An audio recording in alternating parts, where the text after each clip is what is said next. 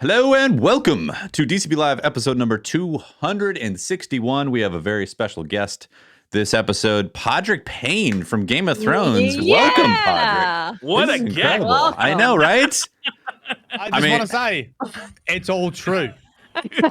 I'm The rumors about actor Tyrion Podrick, Lannister? and they based the character on me. The whole character? The whole The whole character.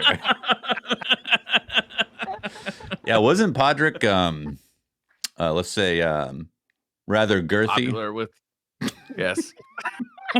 Yeah. Well endowed. There was an extra dragon in Game of Thrones that nobody saw. Is it the Podrick? Podrick's dragon? Podrick's dragon. Oh, man. How you guys doing? That was one of the Yes. funnier Go on, side get it stories in. of Game of Hell Thrones. yeah. Yeah, Make yeah, fun of me. Literally every I think you day look this great, week. Mylan. You I look think you look fantastic. fantastic. Yeah. You look like somebody I could open a checking account with. You know what the most common? The most common is, does your mum know that you're on Twitch? Do you know you got to be over 13 to be live streaming? That's pretty good. No, it was great with the get away from me, creepy old lady. Oh yeah. Can I When, quickly tell you guys a disaster story that happened in my life before we get Only going? if it's hilarious. Yeah, it's got to be funny. I don't want Nah, to be depressed. It's a tragedy. Oh, So I have God. a 2060 Ti, a 2060 in my PC that I use for like content creation, right? And the thing died. No video out of it whatsoever. Yikes. I couldn't do anything to fix it. So, as we know, with the global shortage of chips in the world, it is impossible to get a new graphics card right now, especially if you need one yesterday. You know what I mean? Like I need one like right now. So on a whim, I go over to Best Buy, my local Best Buy, and I go. They have like a greeter at the front door, and I ask him, "Hey, I know it's stupid, but do you have any graphics cards whatsoever? I really need one." He's like, "I think we do. Let me go in the back and check." And he brings out a brand new inbox 3090. What? And I'm like, oh, god damn. Like, I just walked into the only Best Buy in North America that's got like a 3090 just sitting here. They forgot to put it And on the he's shelf. like, I don't know what the story is, right? So I'm like, I'll take it. Like, I don't even know what the price is. Yeah. And then he rings up the price. Take a guess. Take a guess what the price is. 1,300. For a 3090. It was an MSI. I think it was called the Trio X. I'm going with 1,300. That's my guess. 2,200. I mean, dollary dues. I'm getting stumped on the US Dollary conversion. 1,700. 1,700. 1,700 US. I'm going to say US. Okay. Yes. You're all way too low. It was $23.99 from Best Buy. Why I'm was like, fuck Best it. Buy I need so a high? graphics card because there's a worldwide shortage of these things. Best Buy's like, they sell it on eBay for $3,000. I'm not going to sit here and get fucked. I'm Mr. Best Buy. Yeah, I thought that was illegal for the retailers to jack the price up too. I thought it had to be like MSRP. I could be wrong. I mean, they had me over the barrel. Like, I need a graphics card right now. They're like, we got Buy the one. but it's gonna 3090 cost- Briar. Buy it. Open So up. I'm like, Buy it right now. okay, fuck it. I'll buy the 3090 because like I didn't think I'd be able to get one. I don't even know. Like when It's can not you get going a to fit graphics in card your at this case, point? does it? Does it fit in your case? I'll make that fucker fit. Briar, question. Does when you have a trust fund, do you get like a special minted debit card for your trust fund? Is that how that works?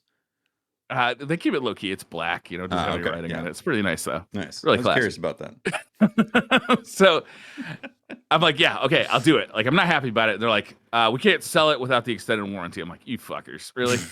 So Oh my god. extended warranty is What do you mean? $200. Like they have this new Oh, tech Lord. plan at How? Best Buy for $200 for a year of This service. man clearly stole a 3090. That's why it's not on the shelf. It's in the back. And he's waiting for some sucker to right. come out and he's like, hey, it's going to be This $12,000. dude looks like a sucker. How are you? What? They can't sell He's it running a without. scam out of this. That's what he's saying to me. We can't sell it without this. I'm like, I mean, you've got me over a barrel. No Like, there's nothing I way. can do, right? Wow. So then this other woman comes up, right? And she's like, can you even sell that? And I'm like, whoa, wait a minute. What are you talking about? Can you sell it? It's right here. He's like, yeah, I can sell it. I just sold one the other day.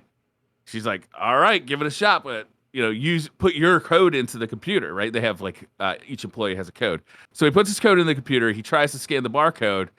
It comes up like as not in stock. So he can't even sell it because apparently the thing was ordered by a customer that never came to pick it up because, it was twice as much as it should cost.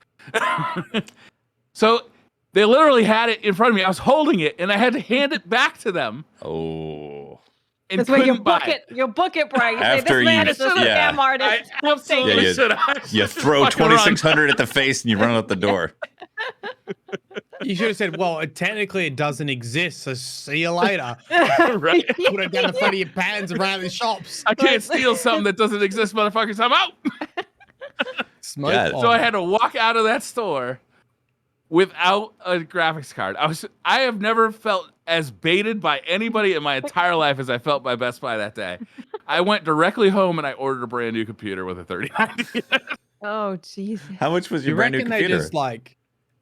Actually, it was relatively affordable. The whole computer I bought, I don't really want to advertise for anybody, but I'm just going to say who I bought it from. Is that NZXT company that they normally make cases, but they have this like build program. So I just went on there. I built one with a 8-core i9 processor. I'm sorry, a 10-core i9 processor, a 3090. The whole thing was only $3,500. Yeah, $3,500. Yeah, so you're already planning on spending $2,600. Right. Yeah, at that point. Like, actually, this ended up not being that bad. Wow. But yeah, I got baited imagine by if Best that's Buy. just like the person that greeted you, like, we've got another one. Get the bait ready. And it's all planned out. They go, oh my God, I found a 3090. They get in the front, they slap you with a warranty, and then I thought for sure I was gonna have to give this guy a hand job before I left.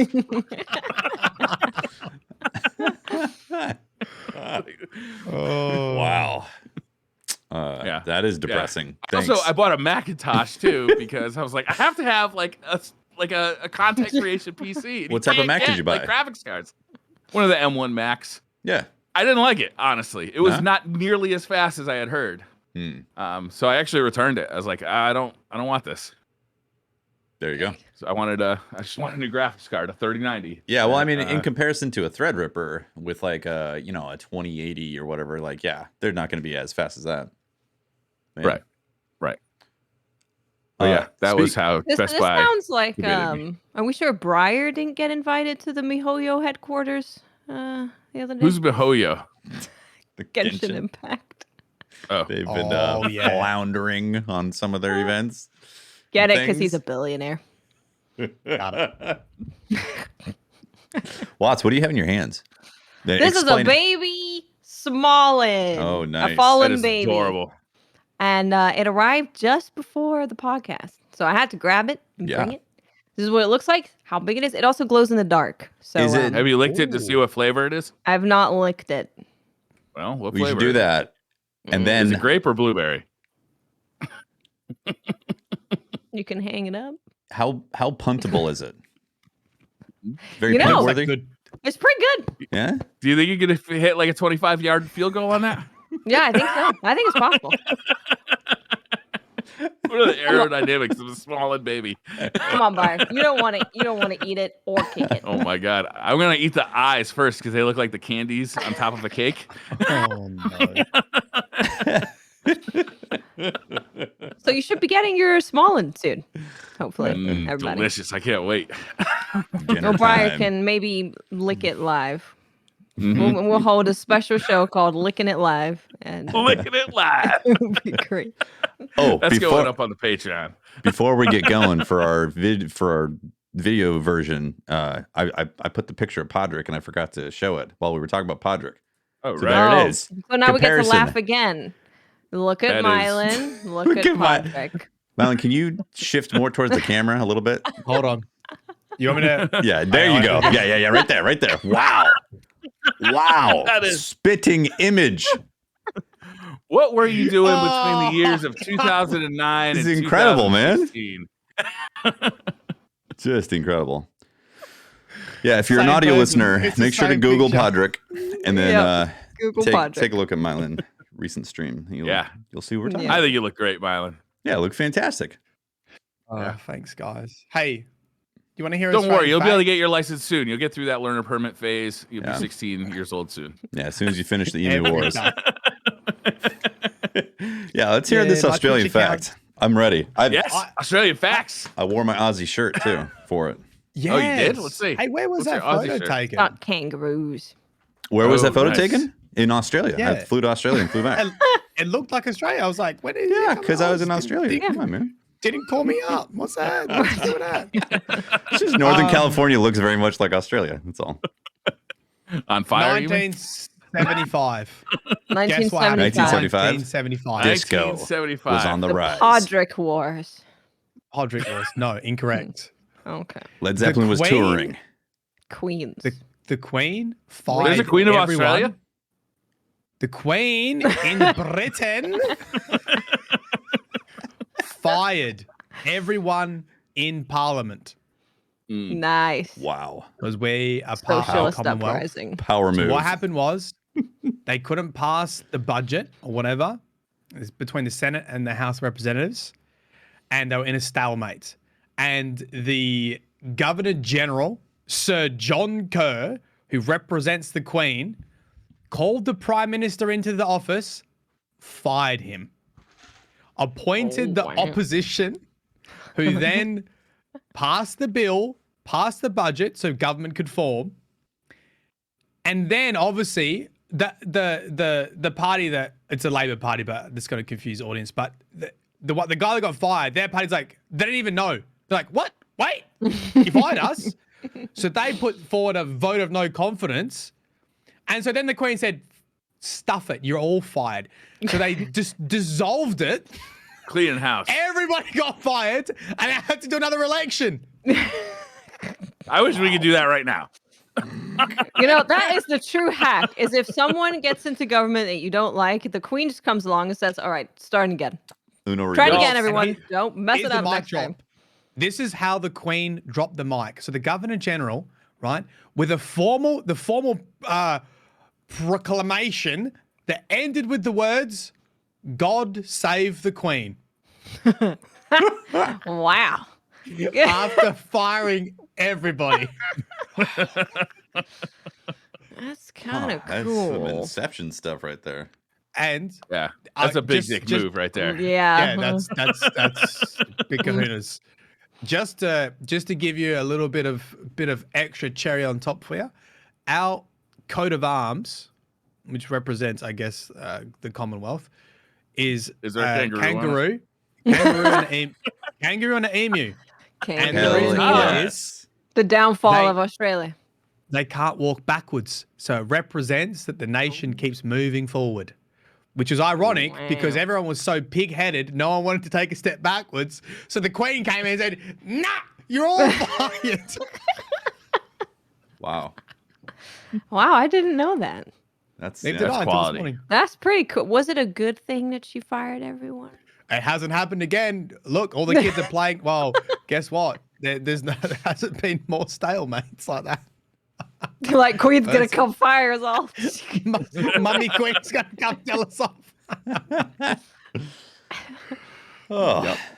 God save the Queen. Is that what it said? Is that what it said? What a mic drop. I didn't know that you guys were Queen. that closely connected government-wise to. Yeah. Well, the reason why that was significant, that was the first, typically there's non-interference, but technically there can be. And that's what she legally did. That's wild. Yeah. No. So imagine a Queen, she rolls up there, like, you all suck. Yeah. I wish And somebody they would fight fire against our it. government.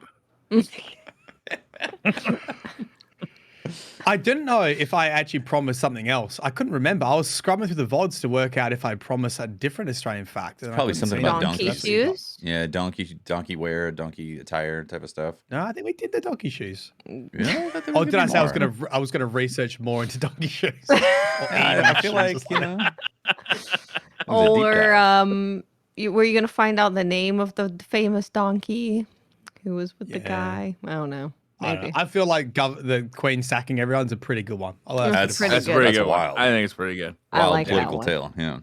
That was great. Yeah. Yeah. Yeah. So speaking of Aussie government interference from the Britain Islands, British Isles. Good Spooky segue. time. All these things are related, I promise. They're all very related. Yeah. So, how you guys feeling about spooky tales in Destiny? You know, this Festival of the Lost is actually pretty freaking cool. It is. Yeah. Because you've got the haunted lost sectors, which are cool, which we'll go into more detail in, and we get to talk to Glint, so they're actually having a character into the event, which is super cool, and we're getting lore. So it actually feels like it's tied into stuff more this time instead of like here's a forest, I don't know, stuff's in there. Yeah. I was done with the Infinite Forest, right? Like I was just kind of done with spooky version of Infinite Forest over and over again. I was happy to see something new. I'm into it. I'm very glad that they did a new thing. I was like, okay, this is great, something different. I also really appreciate the usage of the lost sectors. Yes. You know, repurposing that. Like I always want them to do more with that content. So I like seeing that in a spooky event. Yeah. And they got some flair too. You're not just running lost sectors over and over again. They got their new lost sectors, not new lost sectors, but they've got added flair to them. They got like kind of newish bosses to them. It's cool. It feels like a fresh activity. It does. Yeah. And it's great that it really rotates, rotates between lost sectors. So it's just not the same. I mean, even though the haunted forest technically changed every time you played it, it just felt the same. Even though it was different. Procedurally sprint generated from A to B as fast as you can, and then avoid the boss at the end. Yeah, I guess that's why. Yeah, really cool. Also, I grinded out all my books day one. Nice. Day one, you got them all. Crazy. Unlock the lore. Yep. I want to do that sort of. I think this stream was for 10 hours, but obviously wasn't grinding the entire time, so it was probably like 8 hours or something like that. But I was doing the expunge missions, which we got down to 3 minutes to complete, which gave you 6 spectral pages. And then obviously you had to run the lost sectors to convert the spectral pages to the book. And I think you needed to do basically like 3 lots of 75 of spectral. So max your inventory out 3 times and that would unlock the entire book. But can't do it anymore. Yeah. They nerfed that. Can't do that grind. Yeah. Yeesh. There was one that was a little bit quicker, which I think was the what was it called? The cryptoliths.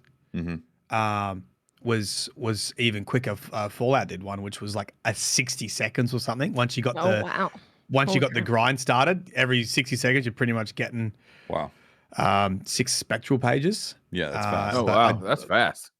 Yeah, but I believe you cannot do those anymore. I think they're tweeted out.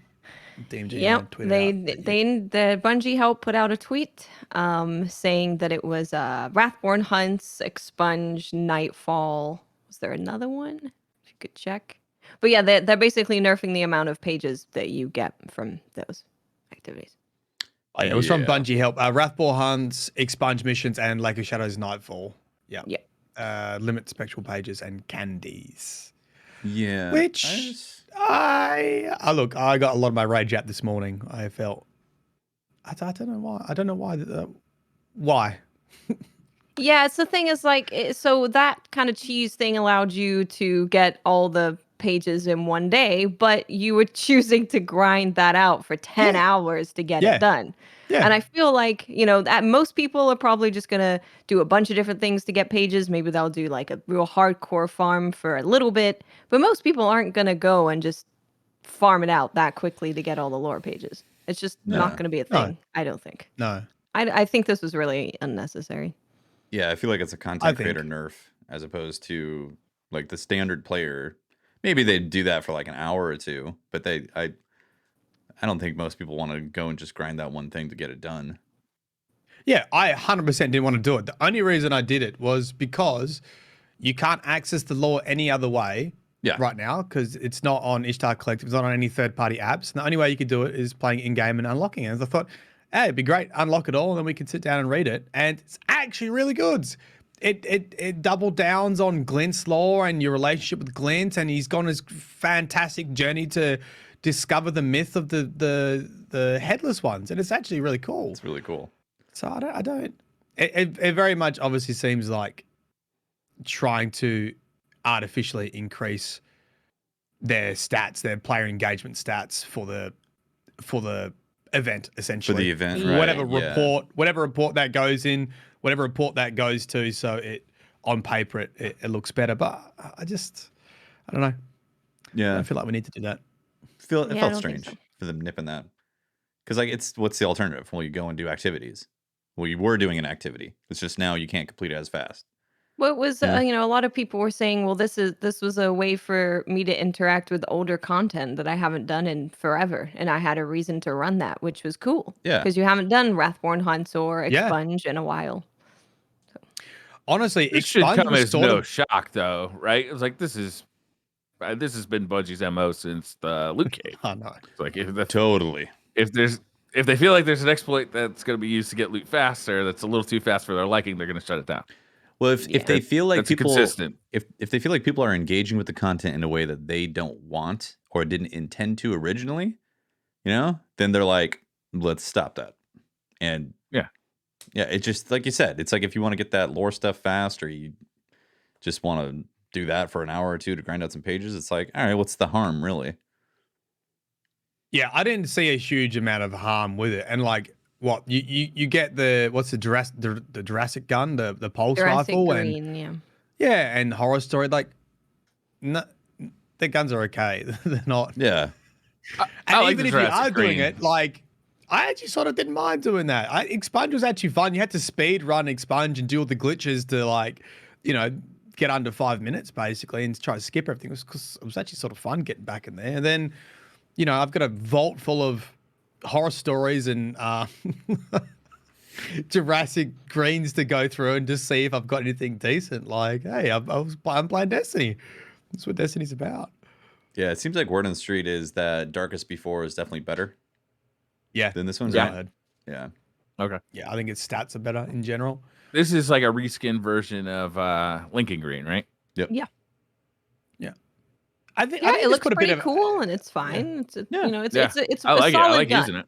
Yeah, I think it's one of those situations where some people just love the way that the Lincoln Green felt, and it might just be one of those cases where there's going to be things that are a little bit better, but this just feels better to people. So. Yeah.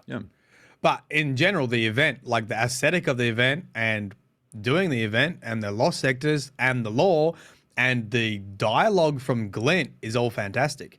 Yeah, really good.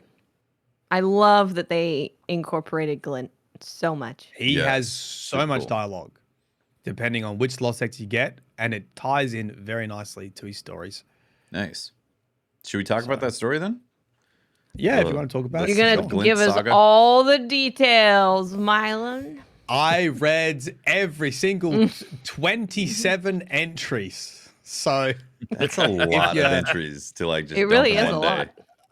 Yeah, they're actually quite short, which was nice. So 27 entries, you get 9 entries per location. So there is 9 entries for Europa, for the European Lost Sector. There are 9 entries for Luna, for the moon, and there are 9 entries for Nessus.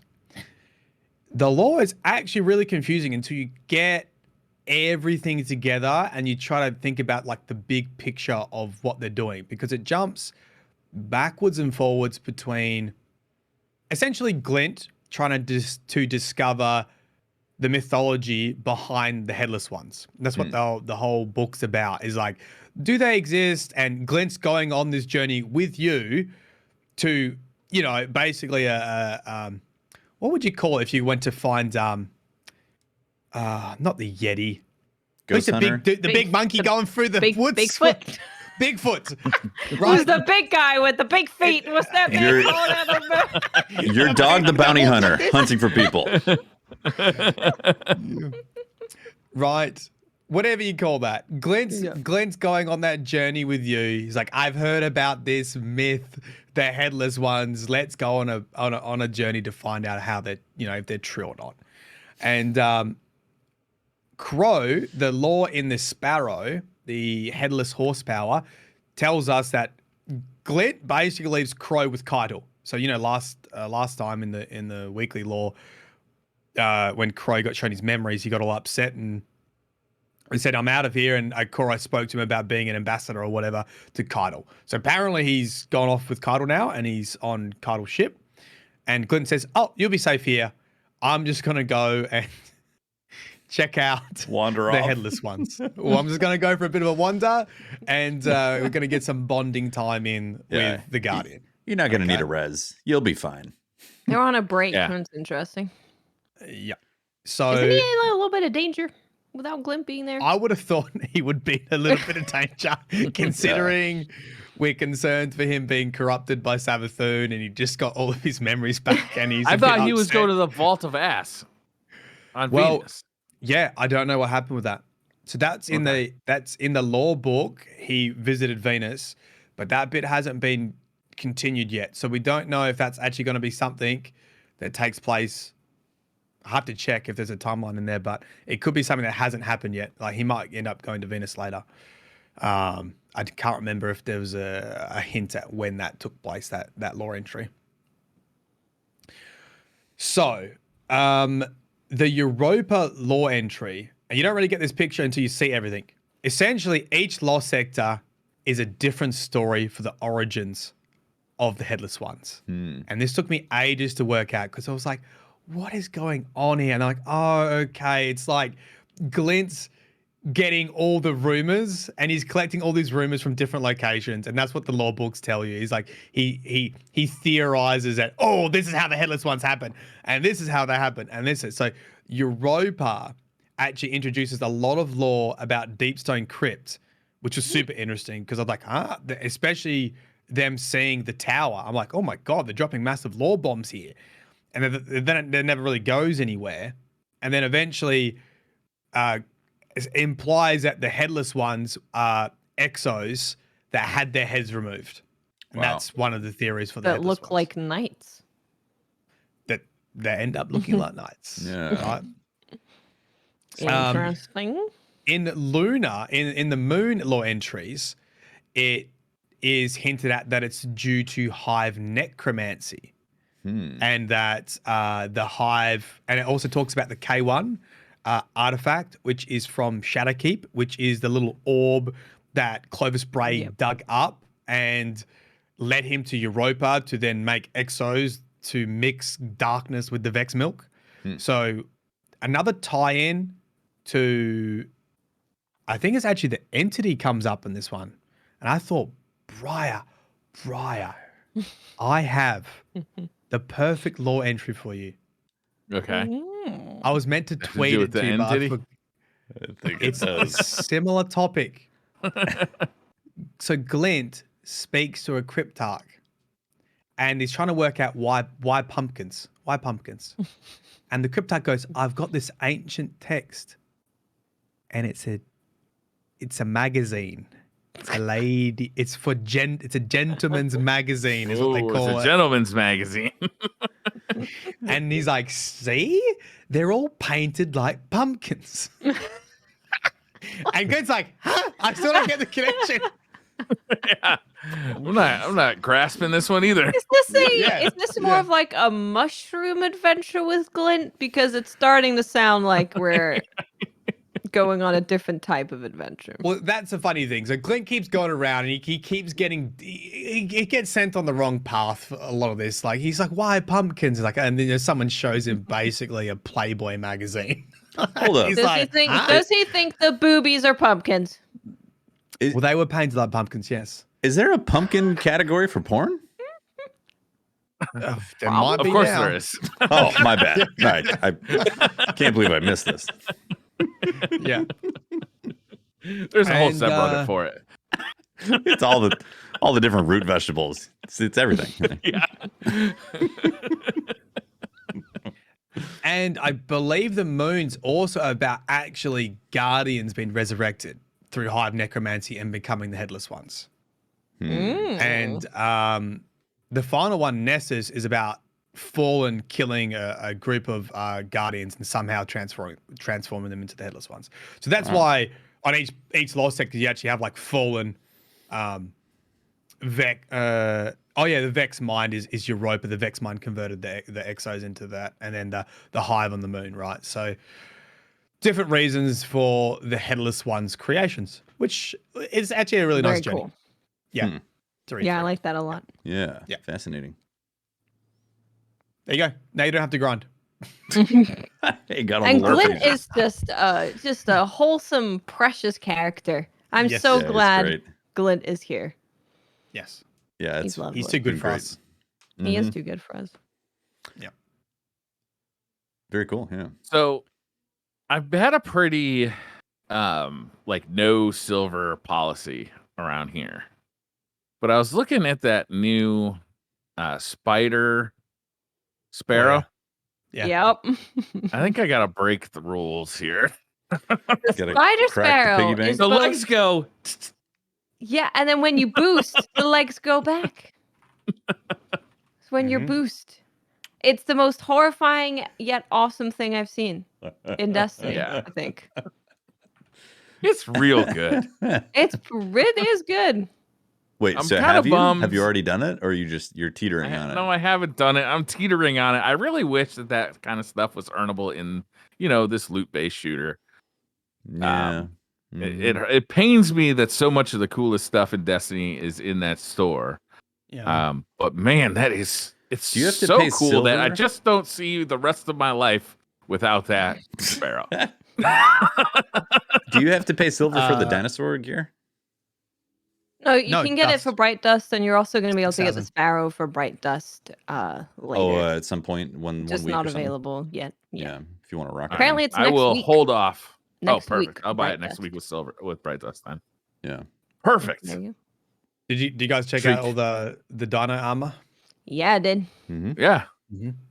How do you warlocks feel? Because not great. Not great. I like the helmet. You calling a warlock? Yeah. I do like the helmet. The helmet's nice. You can put the helmet with some stuff and look good, I think. Sure. Yeah. Yeah. I think the Titans probably came out looking the best, to be honest. Yeah, I would agree. The T-Rex. They're most suited to be in dinosaurs too, right? Yeah, most likely to cosplay as a T-Rex because of the arms. True. That's true. T-Rex baby arms. Yeah. That's right. The hunter cape gets me a little bit because it's the cape that has like the overbite. So if you don't have the cape on, you just got like a little tiny little teeth at the front of your mask. But overall, actually, I think overall it's good. I like them. Mm-hmm. Yeah, I thought they did a good job. They're a little bit silly, a little bit fun. I like them. Exactly. Yeah. Yeah, I dig it. Perfect for Halloween. Exactly. Perfect for Halloween. Krauser in chat said it's going to be 6,000 Bright Dust. 6,000 for the set, yeah. For the Dino Armor set. Yeah, so if you've been saving Briar, there you go. I spent 18,000 Bright Dust. Clean it out. Yeah. Yeah. Yeah. I lost a big wad of Bright Dust this weekend. Everything just looks so good. It looks great. I'm never going to financially recover from this. Yeah, basically. The Festival of the Lost stuff is just so great. You got, cat ghosts and Dracula ghosts and the spider sparrows and armor looks great. Yeah. And the finishers. The finishers are great. You get to do the drifter's ding and throw the coin. Oh, really? Yeah. Oh, shit. Briar's like, well, the barrier's breaking. It's gone. It is breaking, I'll tell you. Have you logged into different accounts and then find that you have there's some silver chilling there? Might have to use up that silver. I have not. No, I've only used one account. Oh, I guess there could be some on the PlayStation account, right? I've got 5,000, I think. 5,000 silver just chilling on my PlayStation account that I haven't spent. I don't know when I got it. It's like finding, money in your coat. Being like, oh, $20. Yeah. Wow. Yeah. And you know what it does? It makes you go, well, I can just spend all of this. I still haven't I can just spend all of this now. This is basically free. I found this. It's not real. Yeah, it's free money. It's free money. Free money. There should Free real be estate. like you pick up a rock in Destiny and suddenly there's like 5 silver. Just, or you're in the tower, someone drops some silver, like in real life. Do you choose to give it back to that guardian? Every time you do an emote in front of Zavala, he should tip you $1. There it is. Tip you $1. Every time someone bags you in the Crucible, they automatically drop take silver. 1 silver from their account. Yeah, they accidentally drop silver and it gets deposited. That's how you fix toxicity. And they can go into debt from it, So they'd be like, "Oh, I'm down 50,000 silver." A really good night in the Crucible, but it cost me $30. Yeah, you can just imagine the player sweat going, "Don't do it, don't do it, don't do it." Big fan. Sorry for the bags. All the silver flies out of their pockets. Hey, we just fixed Destiny. There you go. That's how you fix it. Trials tomorrow is gonna be great. It's gonna be wonderful. Yep. Are you guys gonna play together again? We are. Have you made it like a weekly thing? There you go. It's our play date. It's practically becoming a weekly thing now. Yeah. It's where our moms let us get together and have get dropped off. Who do you think is going to be the first to drop out? Like who just pulls a no-show for a Friday trials day first? I think that it's a team activity at this stage because I was raging like this weekend. Smiling, tell a story. I've been. So this is the first week that we didn't go flawless, right? So we played last Saturday. We played Friday, didn't go night. flawless. Yep. Really close games. We fell at the gate. We lost on our 7th game. On our flawless game, yeah. On our flawless game. That hurts. We did have fun, but it was definitely more challenging than previous weeks. Yeah. That's how trials goes, right? It's going to get more challenging as the season goes on. Yeah, and you could definitely notice it because essentially we'd been going flawless every first card. Yeah, almost too easily. Weeks. Yeah, maybe it would have been the case if we played on Sunday, Monday. I don't know though. Yeah. Maybe. Yeah. So then I played a lot more solo, and something that came up, which I hadn't really thought about because I'd already been flawless previous weeks. So I was in the non-flawless pool, and I was playing solo, and I thought, I'll just see how it goes. Yeah. And the population was so low that I was matched with flawless players, which I didn't even realize was possible. No way. If it takes too long to match the flawless players, they get matched with whoever. Solos, huh? Right.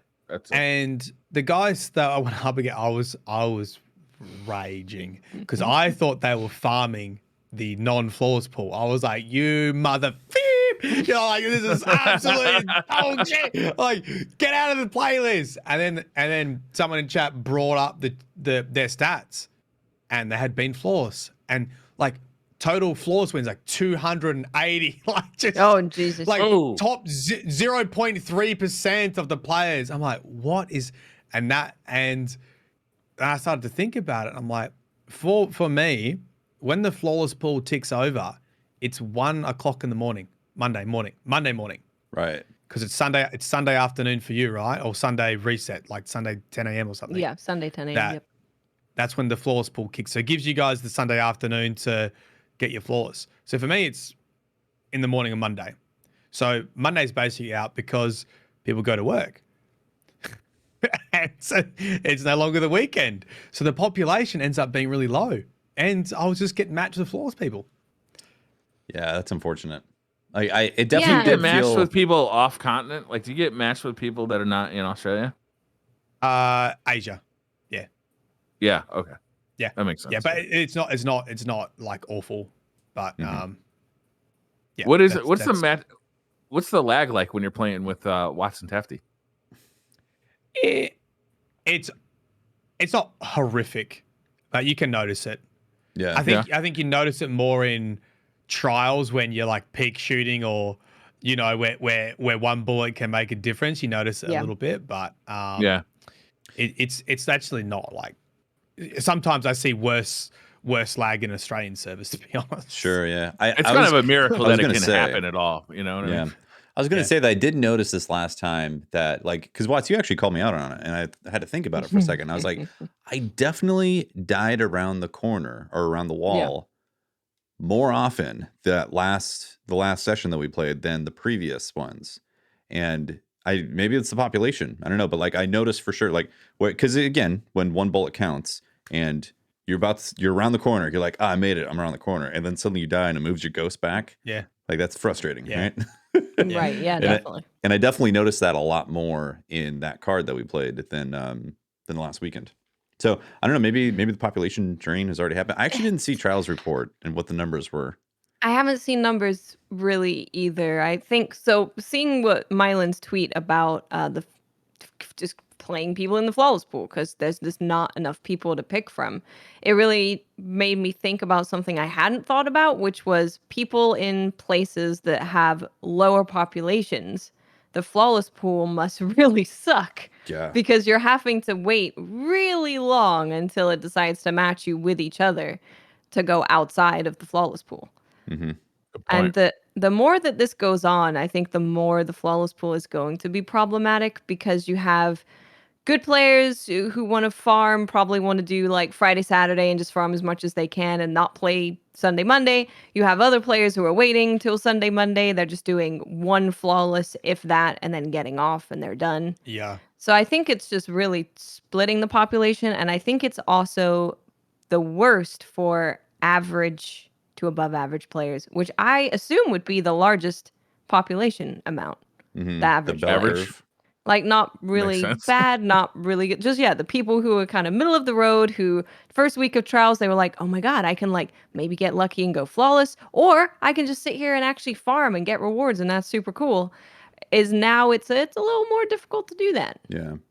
Makes sense. It's going to keep going kind of on a downward curve until probably next season, right? And this is a long season, so there's more time for that.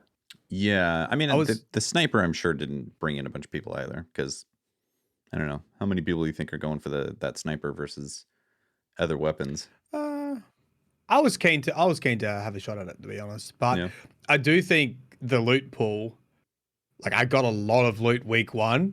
Yeah. And I was having to think about this this week as well, is the mode has to be inherently fun.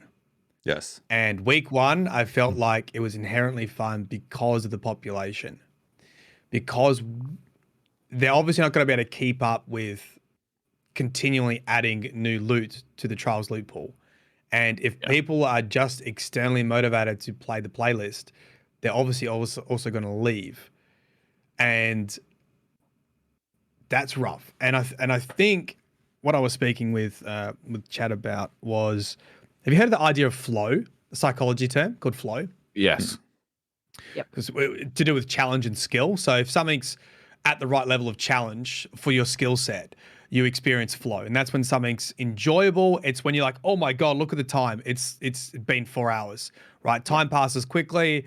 It doesn't apply to just games. It applies to, learning a musical instrument, sports, anything. It's when you're in your zone, right?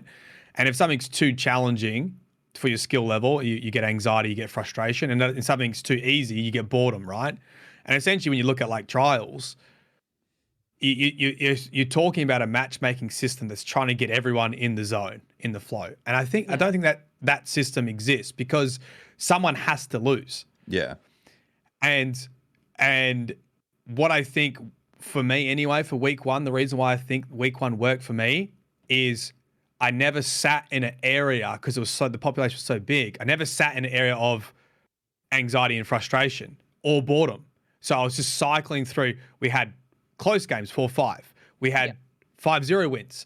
We also had what I would say your flow games, whereas like you win 2-5, 3-5. You win comfortably, but you still have to work for it. That's probably like a good experience for you if you win. Yeah. And we had those games too. And I don't know.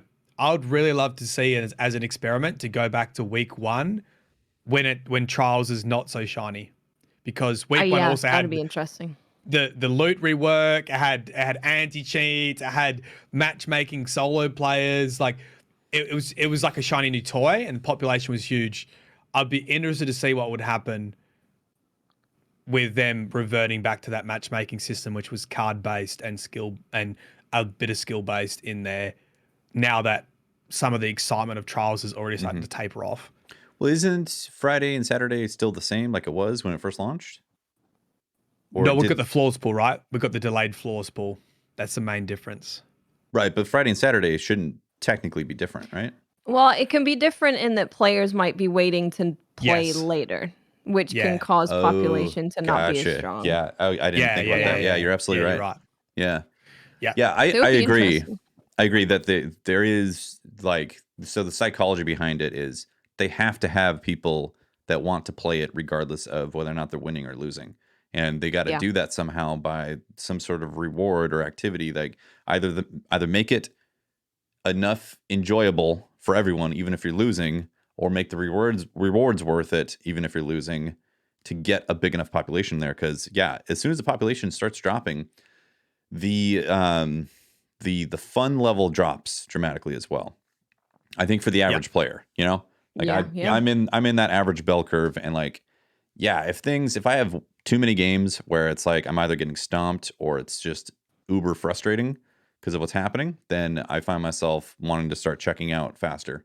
So they got to figure out something in there that's going to strike a balance for people that will continue to play even if they are getting stomped somehow, and keep that population healthy. Also, I don't think they need to like go back to, what was it, connection-based matchmaking or something like that, or just allow the chance of getting a good team, middle grade team, bad team, you know, allow that to be like how it's going to happen, as opposed to giving it too much coaxing. Yeah, there's a lot of matchmaking that's been slapped on top of each other. Yeah. For trials getting real complicated. And ultimately, you're not going to be able to make everyone happy. I think they just have to aim to make as many people as happy as possible. And the people who are on the lower end of skill are maybe not going to want to stick around for very long anyway. It's hard to say. You're not going to be able to give people wins. You're just not going to be able to make everyone win, everyone flawless, everyone gets 7 wins. No. It's just not going to be. Yeah, there's a certain percentage on the bottom that are they're obviously not going to be able to go flawless, and they definitely should not cater to people trying to make them go flawless. Like, I don't think that should be the main pull. In fact, I think that's the downfall, is when they try to make it about exclusively going flawless, then there's a problem. They have to make the core game. This time they didn't, right? They made it about, if you stick in there, you'll get loot. Right? Yeah, but then they introduced the flawless pool, which is about helping other people who can't go flawless because they've taken out the people who have gone flawless already. You know? Yeah. Like, it causes problems. It ends up splitting the population. Just like you said, the psychology behind it of like, oh, I'll just wait till Sunday, is inadvertently splitting the population already with what's happening in trials. Yeah. I think the thing that got me this week, and I've been a very angry boy this week.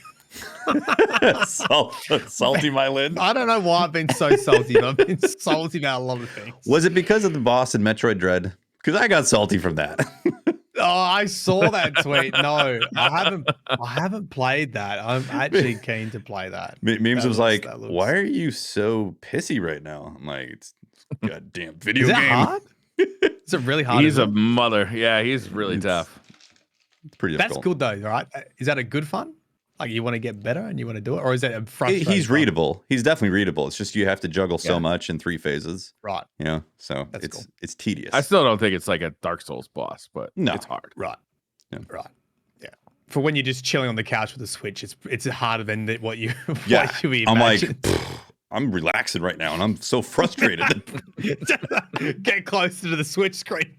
Put it right on. I'm like, am I going to chuck the Switch? That's a bad idea. That new one, OLED's out anyway. I mean, I'll attach you to this one. Yeah. I think with trials, right, with the weekly experiments, even though I've been frustrated with it, I've been happy. I felt like we're contributing to the testing of it. Do you know, we're getting in there each week. we're playing it, we're giving our thoughts on it.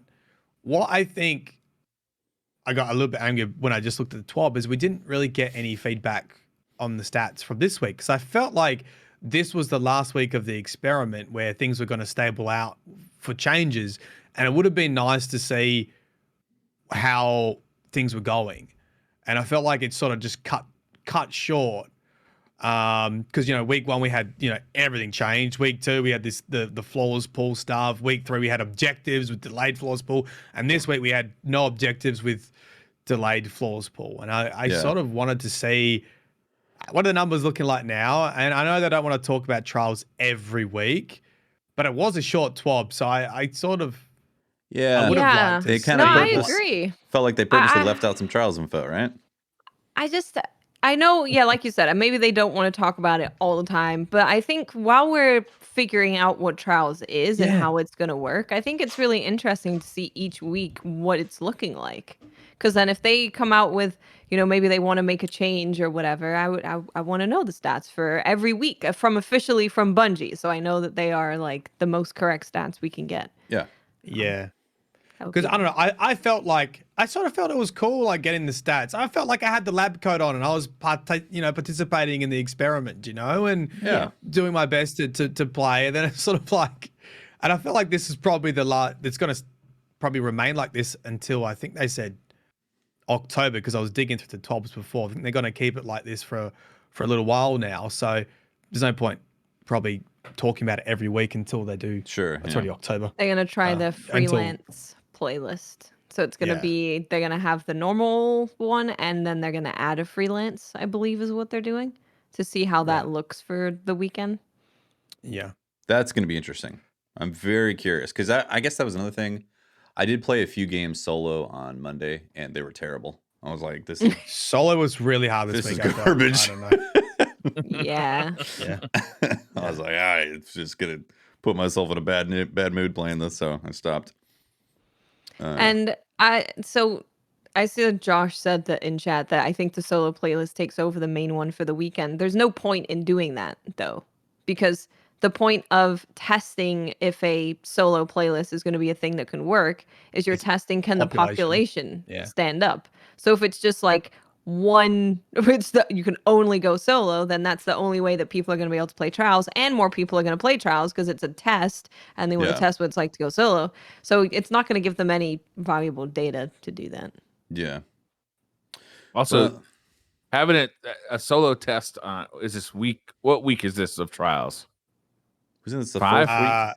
It's the fourth week. Like, if we skipped Iron Banner, so technically we're like week 5 of it coming back, but it wasn't on week 4. So you say there's been 4 weeks of trials. Mm-hmm. So having a test of trial population, you know, going into this week, I don't know how much bearing it has on week 10 or week 15 or week 20, right? As if we suspect that the trials population is going to kind of go down slowly, you know, when is the tipping point where 2 separate playlists just cannot work anymore? Yeah. Yeah. It sounds like in Australia, like it already doesn't work now for the for the flawless pool. It doesn't work. Yeah. So and it's not just here. You know, a lot of people commented that their time zone also makes it tough too. And yeah, definitely. Something that I hadn't experienced until we hadn't gone flawless. Then I really wanted to go flawless. And why am I matching people who were already being flawless? On what was it? 280 wins? This is the thing, right? It's crazy like stats. You add the flawless pool for those situations, right? In your situation where you're like, I really want to go flawless. Flawless pool is on. I can do it. But because of low population, the flawless pool might as well not even be there. So it's like you've only received the negative effects of the flawless pool at that point. Yeah. It's unfortunate. Yeah. Yep. There's no simple answer. This is, I wouldn't want to be Bungie right now trying to work this out. And I think it's almost harder that everyone saw a glint of hope.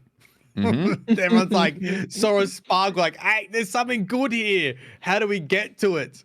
I think that's what's getting me frustrated now, because I had so much fun. This is the thing. We saw it happen. they announced a flawless pool, and everyone was like, oh no, because we finally got to the point where people who didn't enjoy trials or people who used to really love trials came back and were having a blast. And we were like, please don't take it away from us again.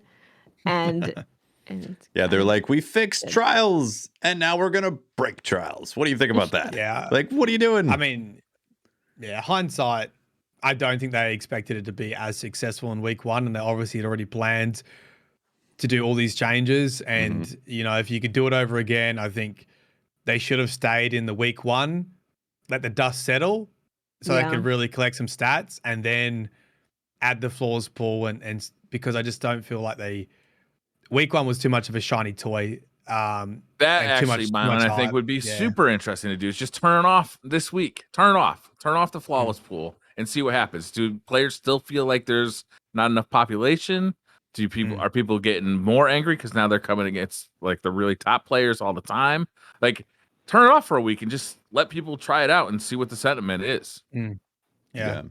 My concern is they're gonna lose the momentum. You know how I said I felt like a little experimenter. You know, like, okay, it's something. Even though it's disruptive to change things each week, it's easier to take stuff that is not working because it's okay. It's an experiment. They're testing, right? You feel like a tester, and I feel like it's probably going to sit in a stable space for a little bit. And you know, I might not feel like a tester in 5-6 weeks, or I might not feel like I want to come back and play the playlist. Yeah, and that's hard to deal with too if you lose that momentum with people trying out new stuff. Totally. Well, that's what last weekend felt like. Felt like a decline in like how the playlist felt. It's too early for that. After revamping a whole playlist, it really felt only like last 4 weeks. I'm sure like there was still a lot of people playing over the weekend, but I really think that we were starting to feel the negatives of the flawless pool of people waiting until Sunday, Monday. It really felt like that. Yeah. Which, you know, I'm all about keeping population strong, and ultimately the flawless pool. I understand why it was there because they want to keep players who, if they're getting stomped constantly, they're not going to come back to the playlist either. So they wanted to try and put something in there to keep those people coming back. So I totally understand the reasoning for it. I just think splitting pools is always so dangerous to do. It is for population. Yeah. And not anything everyone's in the TWAB we want to talk about this week. Probably TWAB. I think it's all season the Festival of the Lost, right? Yeah, so they talked about Festival of the Lost. They also talked about the upping the difficulty of the Shattered Realm because that also came out this week where it was a more difficult Shattered Realm. The recommended power is I think it's 1320. I have not attempted that. Is it worth it? Do you get better rewards for it? So they say the chests are dropping high stat gear, so it's worth your time. But from what I've seen and from what we've heard just of the season in general, all of the sources that say high stat gear or you focus into a high stat gear have been significantly lower than Season of the Splicer. So I don't know. Season of the Splicer was so cracked for its stats. It was so good. Yeah. I'm going to start doing that again.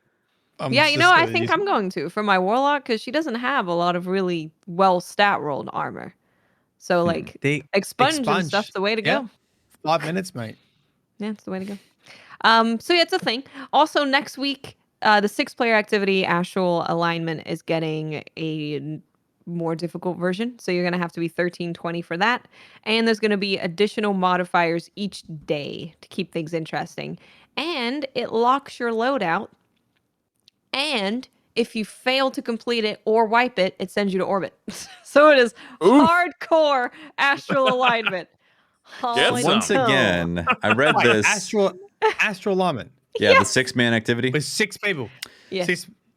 I'm assuming you have to go in there with a pre-made, right?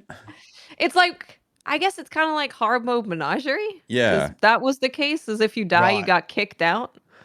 Again, the problem is they said that the reward is an extra chest at the end, right? Yes. So what you get from all of this is you get an extra chest. So you get 3 chests. They do say that if you don't have the catalyst for the Aegis Scepter yet, you're going to have, of course, an extra chance to get it from the chest. Right. And those chests are more likely to hold one. So I guess that could be a reason if you don't have the catalyst. But ultimately, it's not enough to get an extra chest. Definitely not. Really Sometimes this looter shooter feels a little light on loot. And this is one of those times. Like, it'd be perfect if there's some, like, exclusive stuff that was... You know, if they put in, like, if they put in an adept version of a seasonal weapons or something, even if it's not that would do it with spider legs, or that but like adept versions of the seasonal weapon spots, then I'd be considering it. I'd be like, okay, this is worth. I'd be considering it too. Yeah, but as it is right now, I'm like, I just run the thing again, like casually, and not have to worry about like not going to orbit. Yeah, and sweating. Yeah, so and dealing with more modifiers. I'm sure there's some sort of challenge thing. I'm going to go in with a team of 5. And get everyone to wipe, so we just watch one person carry the whole team, and if they die, we all go back to orbit. Put the pressure on. Go, and I'll put bets on in the Twitch predictions. We'll do some gambling on the side. Liquid Squid said double perked weapons also. Like if they did double perked adept versions of those weapons, there's so much they could do. Then I'd consider it worthy to go in and pop those chests. Guarantee the armor is high stat. Guarantee that you can get like the double stat weapons.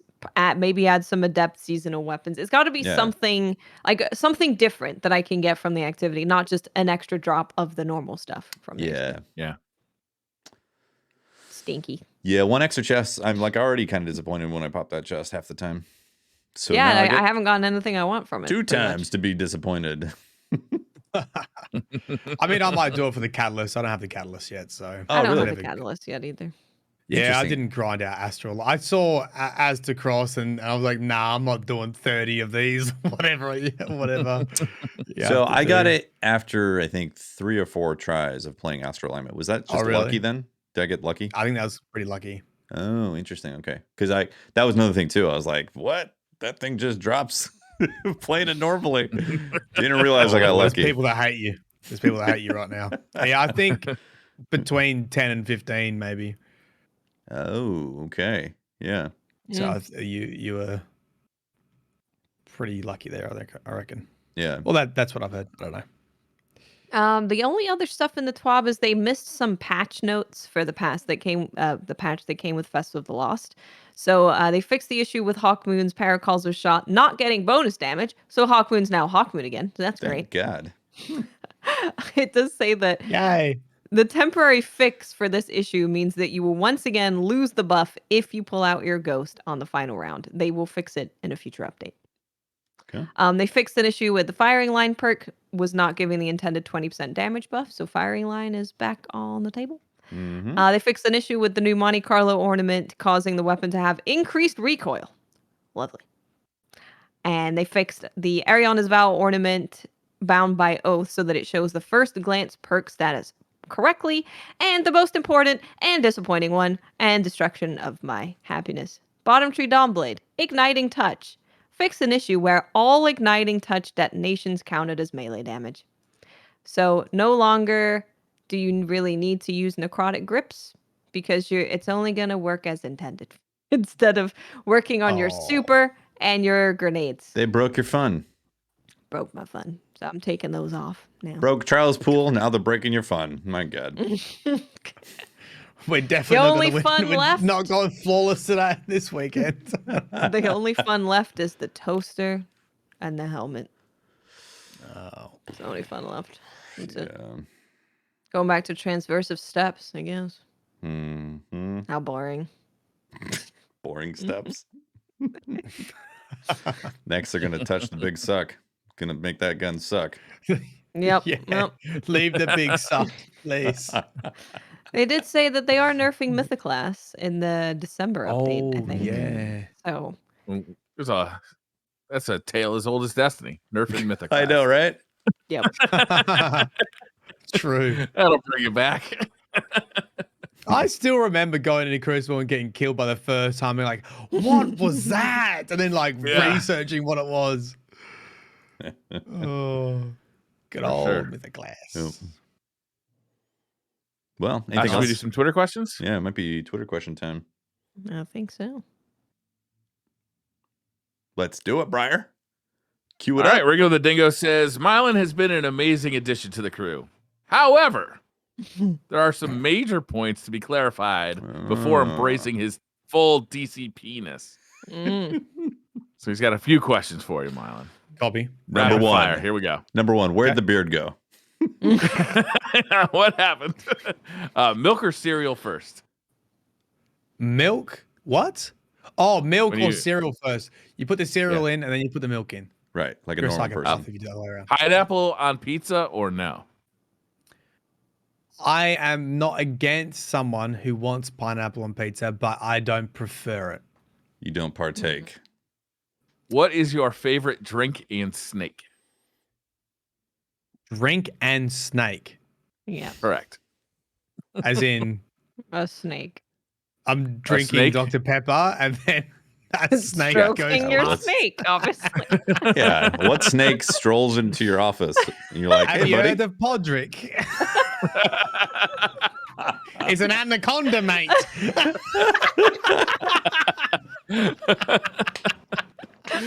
Dr. Pepper and Podrick's penis. Vanilla Coke. I love vanilla Coke. I don't know why. Vanilla Coke's my weakness. Something about nice cold can of vanilla Coke. Yep. Lots of ice. And Podrick's. And Podrick's anaconda. Okay. Favorite snake. Is 15 pounds of crawfish a regular meal? I don't even know what crawfish is. Is that like Google crawfish? crawfish? Is that crayfish? We saying what? Which way? If they're the same. Is crayfish and I don't crawfish know. the same? I don't know if they're exactly the same. I think they are. I have no idea. Australian to someone translate a US to Australian. And then also you need to translate Same thing. pounds. Wait, pounds. I don't Yes, really. it's the same. Crayfish, crawfish, and crawdads are all the same animal. Same. Okay, so what was the question? Is 15 Can pounds you of eat it 15 normal? pounds of them? Like, is that a regular meal? Yeah, if you went to a restaurant and said, "Give me 15 pounds of crawfish," lunch. would you get like heads turned at you? Pounds to kilos for me. Is that a regular meal or is that like an eating challenge? I don't like seafood that much. I don't like stuff you have to prepare. You have to pull apart with your hands. Drives me up the wall. Gotta I don't like peeling prawns. You know, pull out a shrimp on the barbie. Put on the barbie, but someone peel it for me. You know what I mean? Okay, is 15 pounds of shrimped Barbie shrimp, an appropriate meal for one person? Way to relate to the Aussies. Yeah, if it's on the barbie, yes. If it's on the barbie and it's Christmas time, yes. Do you guys have prawns at Christmas? 6.8 kilos. Yes. That's a very Australian thing. Hot summer day, shrimp on the barbie. There you For go. Christmas? As many as you can. Is 6.8 kilos an That's a amount lot. that you would eat on your own for a regular meal? As a hobbit, yes. That's second breakfast. Second breakfast. That's a lot. 6 kilos. That's a lot. That's a lot. Well, close You wouldn't to be 7. getting through 6 kilos. 7 kilos. That's a lot So of that's a anything. no. Not no. normal. Not normal. Perfect. Ace Dog 00 says, super lore master question. So, Briar Rabbit, where in the lore do they refer to Savathun as a witch? Because I really think we have fucked up and helped the wrong queen. I guess Mylan Games can answer also. It's a damn Kansas City shuffle. So you may be wondering, as I did, what the fuck is a Kansas City shuffle? Is So I looked it up. Sexy thing. A Kansas City Shuffle is the name of a 1926 jazz song. The title of the tune refers to an advanced form of bait-and-switch confidence game, employing misdirection subterfuge and playing on the mark's arrogance and or self-loathing. Did he learn this from pickup artists? I don't know. I had to look it up. Sounds like a Pua thing. A Pua thing? Yeah, pickup artist. Why do you just make up words? Hakuna Matata? It's pickup artist talk. Kansas City Shuffle, I feel like, is a term that I need to work into more casual conversation. So I hit her with the Kansas City Shuffle, and that's how I got a free 3090 GPU. Nice. You know. Anyhow, are we helping the right witch, Mylan? Oh, look, people have been bringing up this OG Grimoire card about the tales of the three witches and stuff like that. And who's that? Of course, who's the three witches, Milo? I can't. Who is the Omnigul? third witch? Yeah, sure. Omnigul, Gold Star for Eris? Tefty. Eris, I think. Is Eris I considered can't a witch? remember. I can't remember the exact quote. It's a D1 Grimoire card that talks about the three queens. Sorry, not the three witches. The three queens. Who are they? That was trying The to three explain queens. sword logic, wasn't it? Three queens. Look at you go. I'm not too sure, but that sounds good. Keep going. That would... We'll just let that one go. Crota's sisters? I think a Googling. lot of people don't like. I think as our love for Glint and Crow grows, I think a lot of people are disliking Marasov, and not many people would care if something bad happened to her. Don't know. I've definitely been pushing more and more towards the, maybe Mara's like evil, and because like she's so just doesn't care. She's willing to like just cast out people and be like, whatever, you've been used, as opposed to it's like, Wait, I got the lore on that. okay, Kind of. I'm just gonna read it. I have not proofread this. I'm just gonna read it. If it's some fan-made sexy stuff, don't ban me. Let's go. fingers crossed. So this is from Ghost Fragment Darkness 3 from the Journals of Toland the Shattered. Nice. Imagine Deep three cut. great nations under three great queens. The first queen writes a great book of law, not lore. Law. And How long her, is this? it's very short. And her rule is just. The second queen builds a high tower and her people climb it to see the stars. The third queen raises an army and conquers everything. And then it says the future belongs to one of these queens. Going to be the third queen who Kills everyone. Freaking that conquers everyone's sounds ass. like Savathun raising an army. Like, surely that's Savathun, Mara, and Xivu. Xivu's also royalty, I guess. She's one of the three sisters. She's the one of war. The one that I never interpreted that as having to do specifically with certain people. It was an example to explain sword logic. Or Pua. Yeah, Pua. So one wrote a real great book, one built a big ass tower, and the third raised an army. Right. It explains the power, like the threat of somebody who's just focused on destruction and taking over other people. Like, you can devote your life to great things, but you're always going to be susceptible to somebody who didn't choose that path and chose the path of war. Right? The person, like the group who chooses war, is always going to be a threat to the people who choose enlightenment. Right? Yeah, I mean, it could be. This is always a thing with Destiny lore. It's like, is it a metaphor or is it literal? And then, like, 10 years later, they'll be like, "Do you remember that thing we said?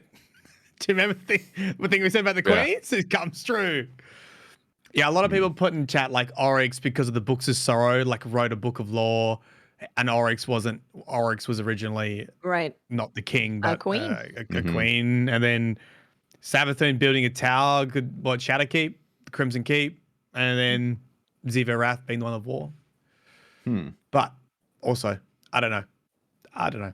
In general, coming back to Marasov, yeah, don't trust her. I think she could turn for sure, and I think it'd be like how big of a cut, like how deep of a turn could she go? Like full on like darkness style, or I think we can.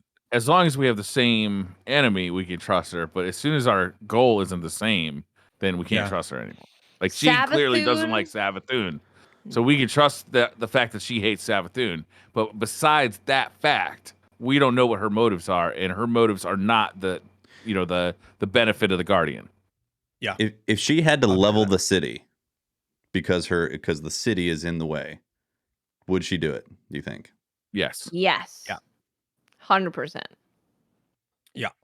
What if Savathun is in Mara's body and Mara is in the cocoon but she can't talk. And then when we talk to Savathun in the icicle, she's like protecting her voice or something because she's a If that ends up being true, hella credit to you because that is a good one. That's like 1,000 gold stars. I totally see him doing something like that. She just does the fingers. She's like, remember me, Guardian.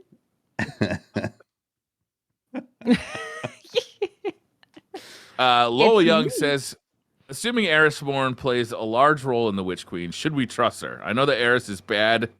The Eris is bad theory seems to have lost traction, but I can't help feel she's highly susceptible to corruption. Do you guys think Savathun could be a misdirect and Eris ends up as a big bad? Eris, I think, is the least susceptible to corruption, right? She literally survived in Oryx's lair for, I don't know, untold amount of time, right?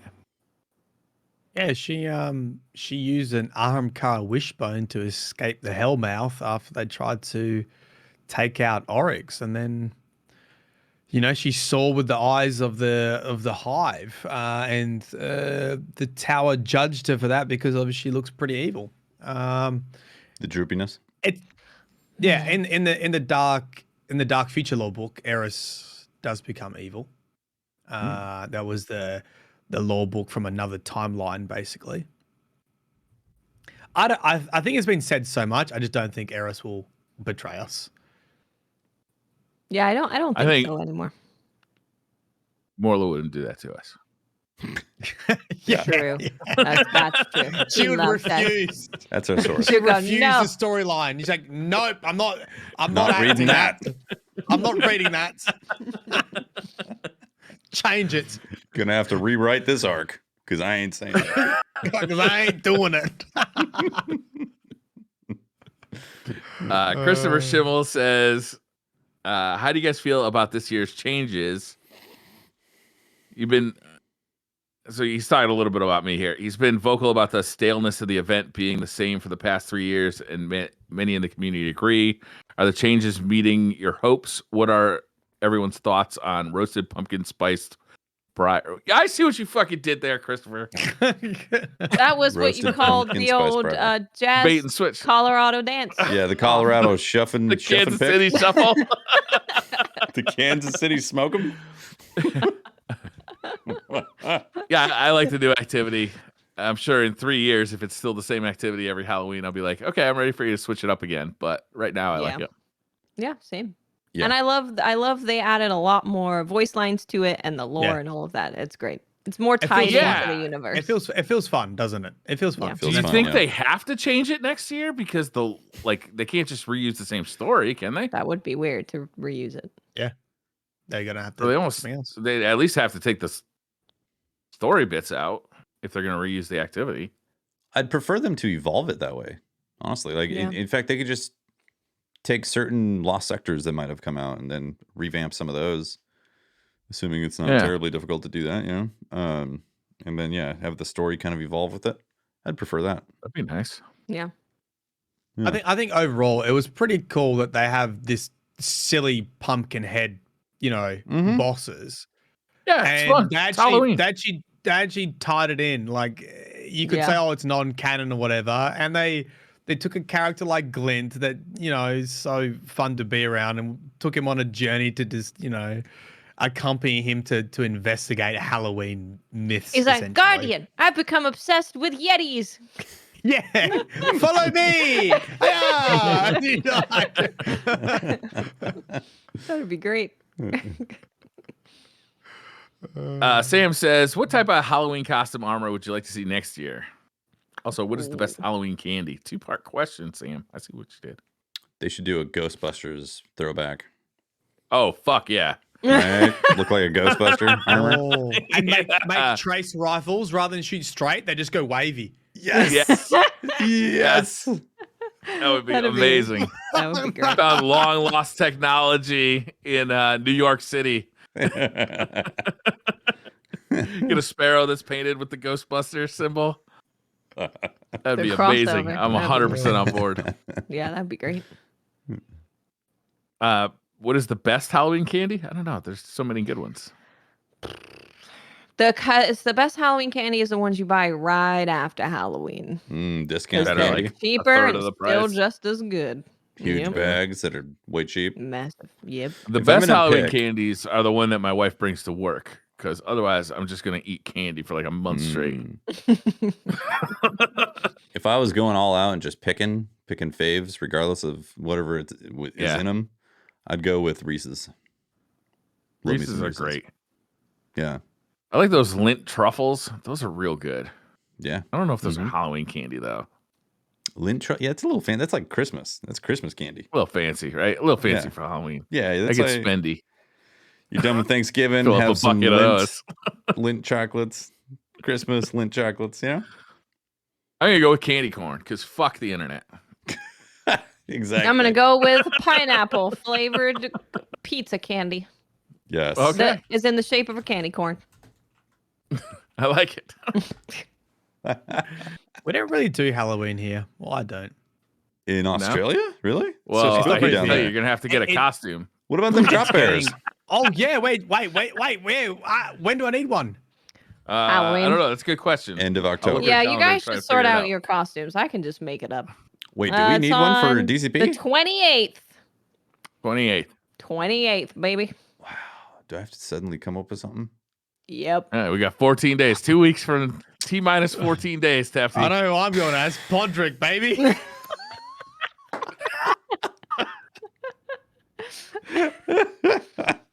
What do you do? Do you just get like a bag or something and follow people around? I'll just fill my room with really satisfied women. Put an anaconda in your pants. Yeah. Gonna have to have a massive bulge down there. Oh, that's great. Okay, 28. Tony Hartle says, I know we haven't seen much of them yet, but what are your thoughts on the Thorn armor set that's coming? Yes. Wait, when did we see? Oh, what was that for again? That 30th anniversary, right? Yeah. Yeah. Yeah. Ooh, that's nice. Do you think it's going to have like a special quality to it? Like, yeah. Is it going to do something? It's going to Or is it just going to look like something? I reckon it should light up more, like more green glow or something when you kill more Guardians in the Crucible if you're on like a streak. That would be amazing. You should start like oozing, Oozing. Yes. You should start oozing all of your thorn goop. Darkness everywhere. goop. Yeah. Maybe you can leave puddles as you run around. That'd be good. Yeah. That'd be kind of neat. Imagine if every time you killed something, you left a puddle of like deep, like some kind of toxic waste behind that anybody walk through would get hurt by. Oh, interesting. That would be overpowered in Crucible, obviously. Poison pools. So you couldn't really. Yeah. It'd be nice if it did something as opposed to just look different, Yeah, even just I don't know, interacting with Thorn in some kind of way would be cool. Yeah, like maybe get a bit brighter. Literally anything. Yeah. Yeah. Yeah. It'd be nice if there was a sort of Shadows of Your tie-in. Like that would just be cool. Yeah, that would be cherry on top. Yeah. Yeah. Wield a weapon of darkness and get a power up or something. I don't know. Adam Wells says, which class is the best dino set armor and who on DCP bought which armor sets? I think the Titan has the best set. Yeah, I think the Titan looks pretty great. It reminds me of Grimlock from Transformers. Yeah. Mm-hmm. I haven't bought the Hunter one yet, but I will be. Just because I like having it all. At this point, my Hunter's got everything. I might as well keep giving it. But I do have the Warlock one. I bought that right away. Gotta catch them all. Bright Dust. Yeah. I bought all of them, and I think the Titan is probably the best looking as well. I have not purchased yet. I'm actually extremely stingy when it comes to my Bright Dust. Currently at 32,000, and I'd like to see that number go up. But I'm probably going to spend it pretty soon. We'll see. Does it become silver only after this week? I'm pretty sure they allow you to buy the armor for both the whole way through. I'm pretty sure I remember that happening. Naker the Baker says, best guess, how do you think Savathun will get the light?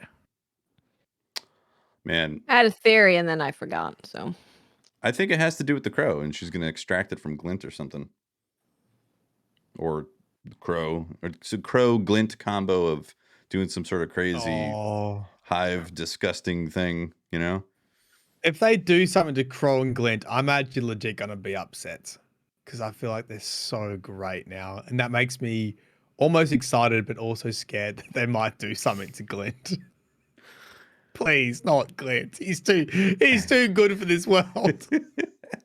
Because like, would they go directly to the Traveler? You know, and somehow extract it out of the Traveler, or would they have some sort of like, you know, technology thing, necromancy thing that they've discovered to necrotize the light out of a living being or something? So, you know, is option one, Savathun dies, resurrected as a guardian? I don't think that's going to happen because they sort of talk about Savathun stealing the light. So I think it's going to be more about how she's going to manipulate that in some way to get a ghost. Probably to do with necromancy. I'm putting it on reviving dead ghosts, necromancy, control, something like that. They're gonna try and get rid of Spider. Savathun's gonna be free, and she's gonna go. Wait, she's gonna take Spider and all of his ghosts, and there you go. Now necromancy guardian And then hive. Spider's fetish is going to come back to bite him. Been a bad and then boy, he's gonna Spider. be kept as a prisoner in Savathun's world, doing sweeping or something. I don't know. Spider's definitely gonna die. That's as simple as that. He's dying. He's dead. Yeah. Dead man walking. Yeah. Dead Spider walking. Can he walk? I don't know. I think he uses a lark. He kind of scoots around on a lark, you know, a mobility scooter, a mobility sparrow.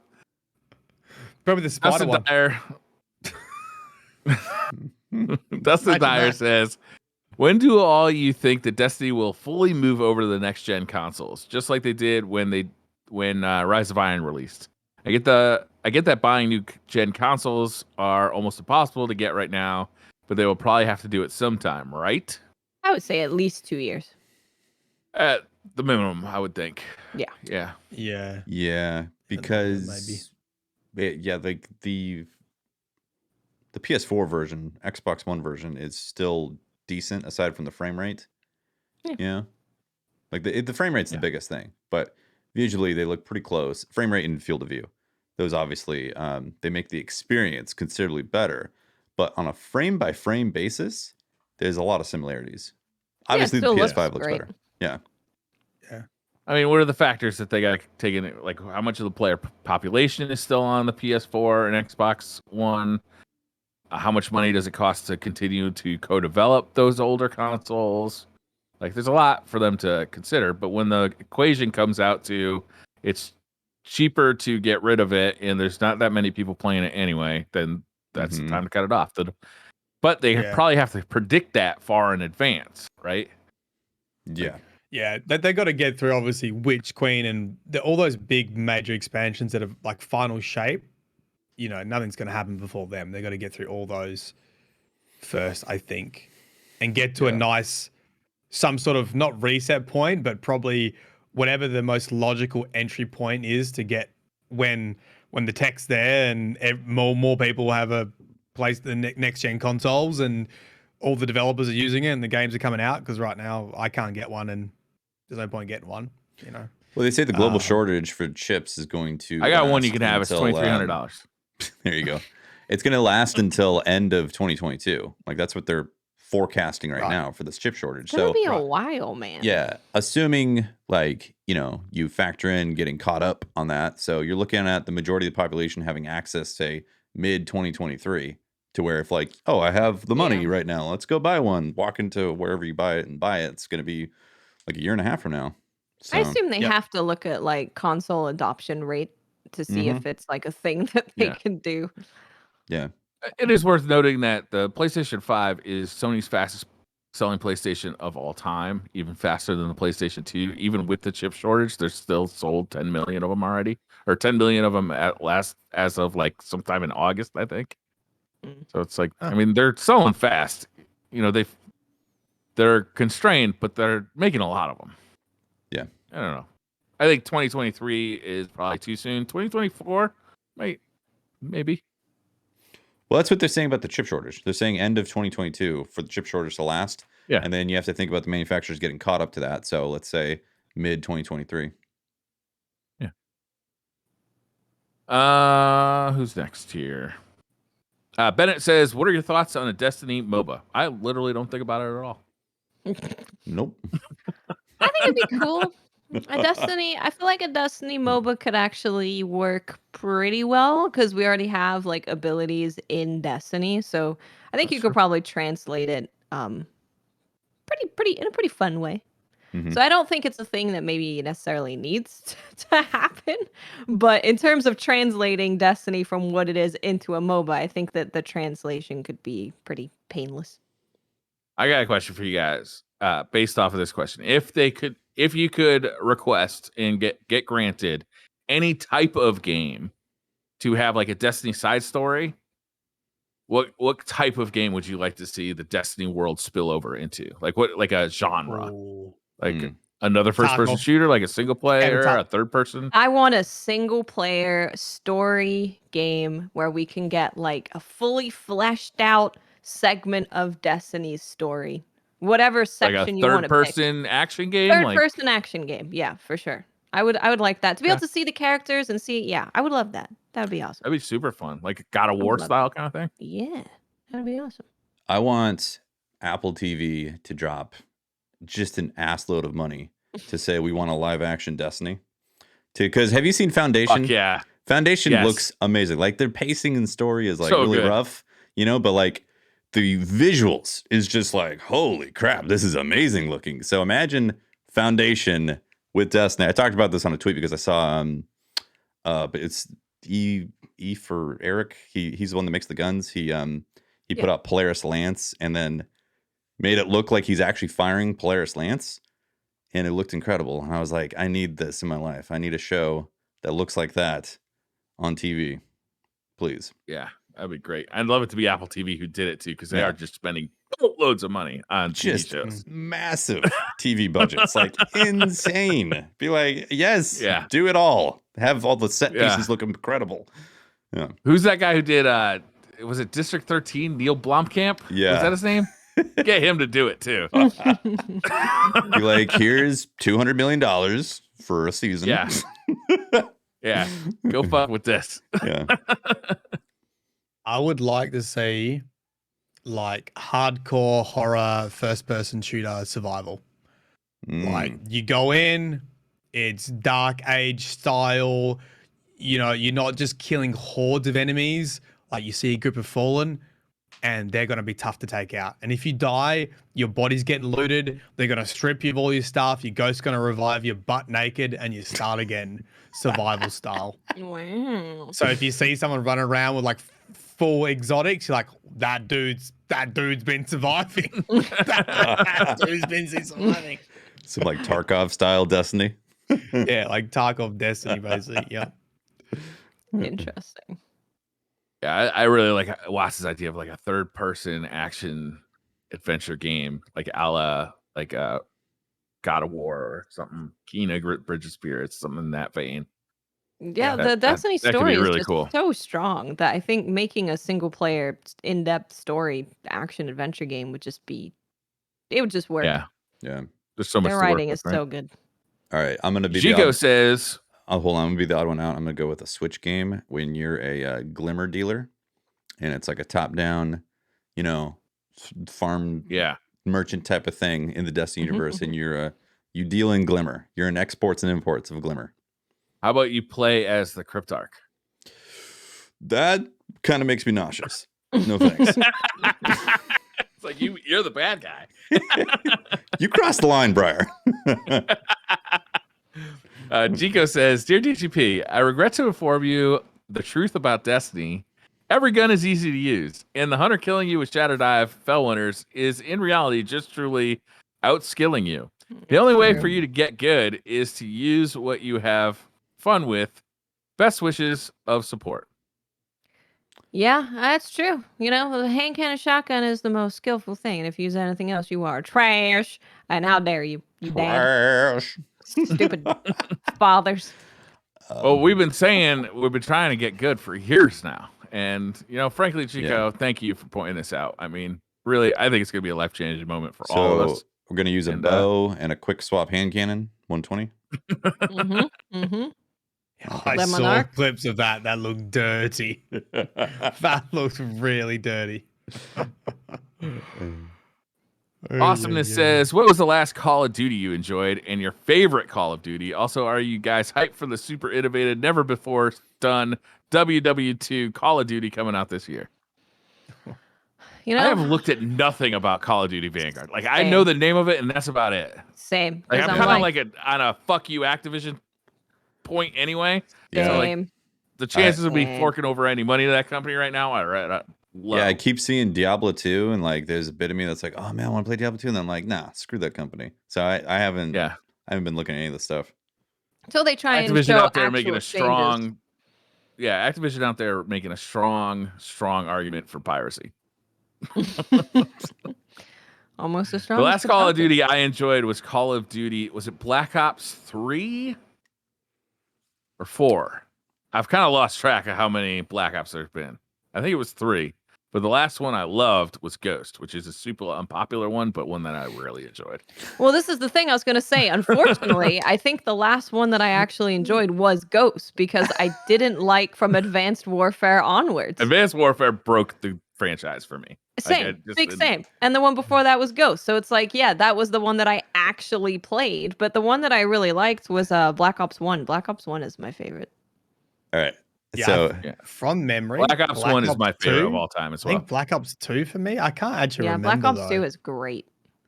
All right, so okay, go for it, Mylan. Finish your thought. No. I was just gonna say the last actual Call of Duty I probably played was whenever they first introduced the Battle Royale. I think I gave that a shot. Okay. And it wasn't for long though. That's it. God, I can't remember when that was. Was that when they re-released Modern Warfare 2?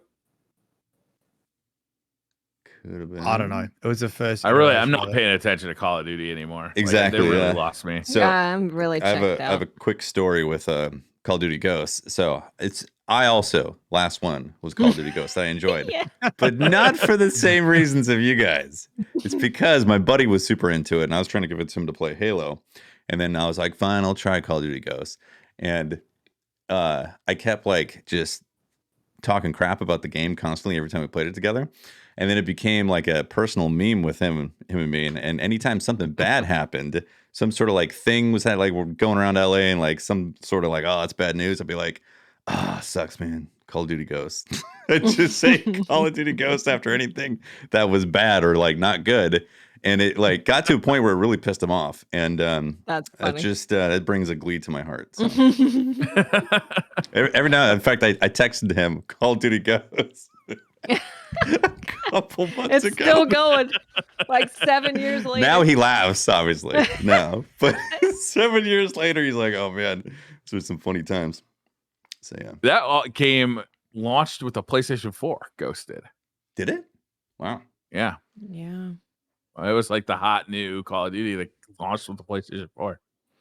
It's been a long time. I've been checked out of Call of Duty for a very long time. I dabbled in, I think it was the latest WW2 one, and it was okay, but it's like, I don't know. The Call of Duty formula has lost its allure for me. There's so much competition nowadays for that stuff that's being offered. Yeah. For good shooting. Yeah. Right? Yeah. Melodic Gamer says, which is better, Cocoa Pebbles or Cocoa Krispies? This is divided between people I know. I haven't tried either. I don't know the difference between Pebbles and Krispies. Yeah, what is the difference? Yeah, what? Is it like Cocoa Pops? Is it like Cocoa Pops like Rice Krispies? Yeah, I think it's the Krispies versus like balls, right? Okay. Cocoa, okay. Pebbles are balls? Typically. Oh, right. So they're bigger. Big balls. Are Cocoa do you Pebbles like big balls or small balls? Is that what we're talking about here? Are they Flintstones branded cereal? Because those are like almost like a really tiny flake. I really don't know what Cocoa Pebbles are. I don't know honestly. what they are, really, to be honest. I'm going to go with Cocoa Krispies because I can at least kind of figure out what they are. Yep. Dreadnought says, DCP is now an established cult. What would your belief system be and be structured around, and who would be elected as the leader of the cult? So actually, thank you for asking, because I think about this all the time. Myelin is the savior, and he reads scriptures from the Bible that he definitely isn't making up as he goes. Okay. Watts is the head cleric in charge of assassinations and food services. Yes. Nice. They're not related, we hope. Tefty is the enforcer. Tefty is the enforcer in charge of public humiliations and the detention center. Wow, shame and stuff. Because he's a narc. Because he's a narc. Ryer is food services. I'll be the monk in the basement in charge of merriment, alcohol, drugs, and constantly fearing that the others are coming to eat me. You're also the wafer and the blood. The wafer and the blood. This is how we get you to stay in cult DCPs, because we invite you around for a dinner, and then we serve you assassinated people. And then when you try and leave, we say, well, I'm going to tell the cops that you ate people. And then we serve you. And then you can't possibly leave because you ate people. And that's a bad thing, apparently. Yeah, our numbers keep dwindling. Turns out, is against the law. Who knew? Strange.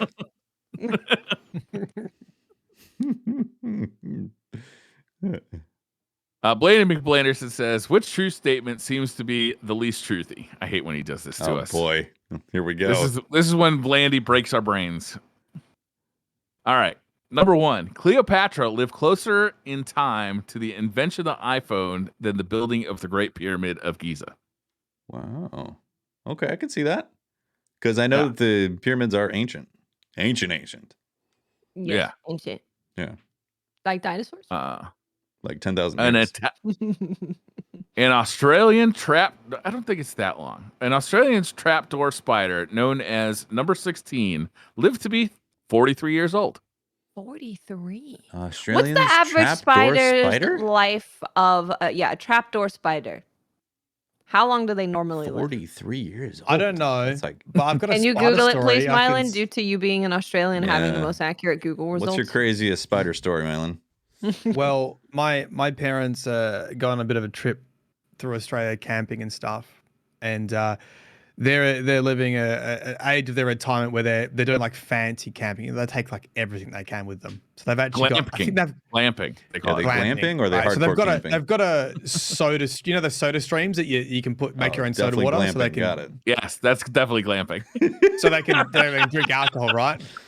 Yeah. So they can drink as much alcohol as soda water. A spider was in the receptacle, and when Mum did it shot a huntsman spider into the bottle. Holy crap! She's got a soda bottle with a bloody huntsman sitting on the top of it. Oh, Jesus. This is like the start of a horror film, man. Yes, it is. Right? Good Lord. Yeah. So, but she drank the drink, right? Yeah, I mean, what are you going to mix your alcohol with? You need it. No stores nearby. One more. Number 3 was a full NASA spacesuit costs $12 million. 12 million. A what? A spacesuit? Yeah. Spacesuit. Yeah. Okay, out of the 3 stories, the 43-year-old story, 43-year-old spider sounds the least likely. Yeah. Even though they're all true. Because I could totally see $12 million. Money doesn't surprise me at all. Yeah, $12 million for a spacesuit. Cleopatra before. God damn. Is it really? For going to space? I don't know. I think they're spending like way more money on the person to train them to go do space activities for NASA. So they're definitely willing to spend $12 million on their clothing to make sure they don't burn up in a catastrophe. They don't want it to leak, like super duper. Yeah, these are Depends ultra strength. I mean, like every week when I do washing, I'm like, where'd my pants go? Mate, you don't want to be losing your $6 million. I would lose them absolutely. Something enters my house. I don't know where it went. The gloves that oh shit. I've only got my left glove. What do I do with the right glove? You just see it floating past. You just put it in your pocket. You just constantly have your hand in the pocket. Yeah, no, I got my glove. Now maybe it's got those little strap things that clamp onto your gloves. So if they just kind of flop around if you take them off. I mean, they got to have extras, right? They make like extras, backups just in case. So they're spending 12 million on a backup. Yeah, they must customize them to the height and stuff of the person. The height and width of the person. Now we got all these people going into space that are.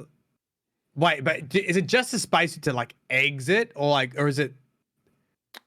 What do you? I was assuming it was like the big like spacewalk. Spacewalk. Yeah, spacewalk. So if you were just visiting space, like these people who are really rich going to space, they're not having a. Space. Yeah, no. They're not being. I mean, issued... on the bill, it definitely says $12 billion. So this is like. This is a tool to be able to go out and fix something, or like fix a satellite out there, and you need to be shielded from like shielded from the elements of the vacuum of space.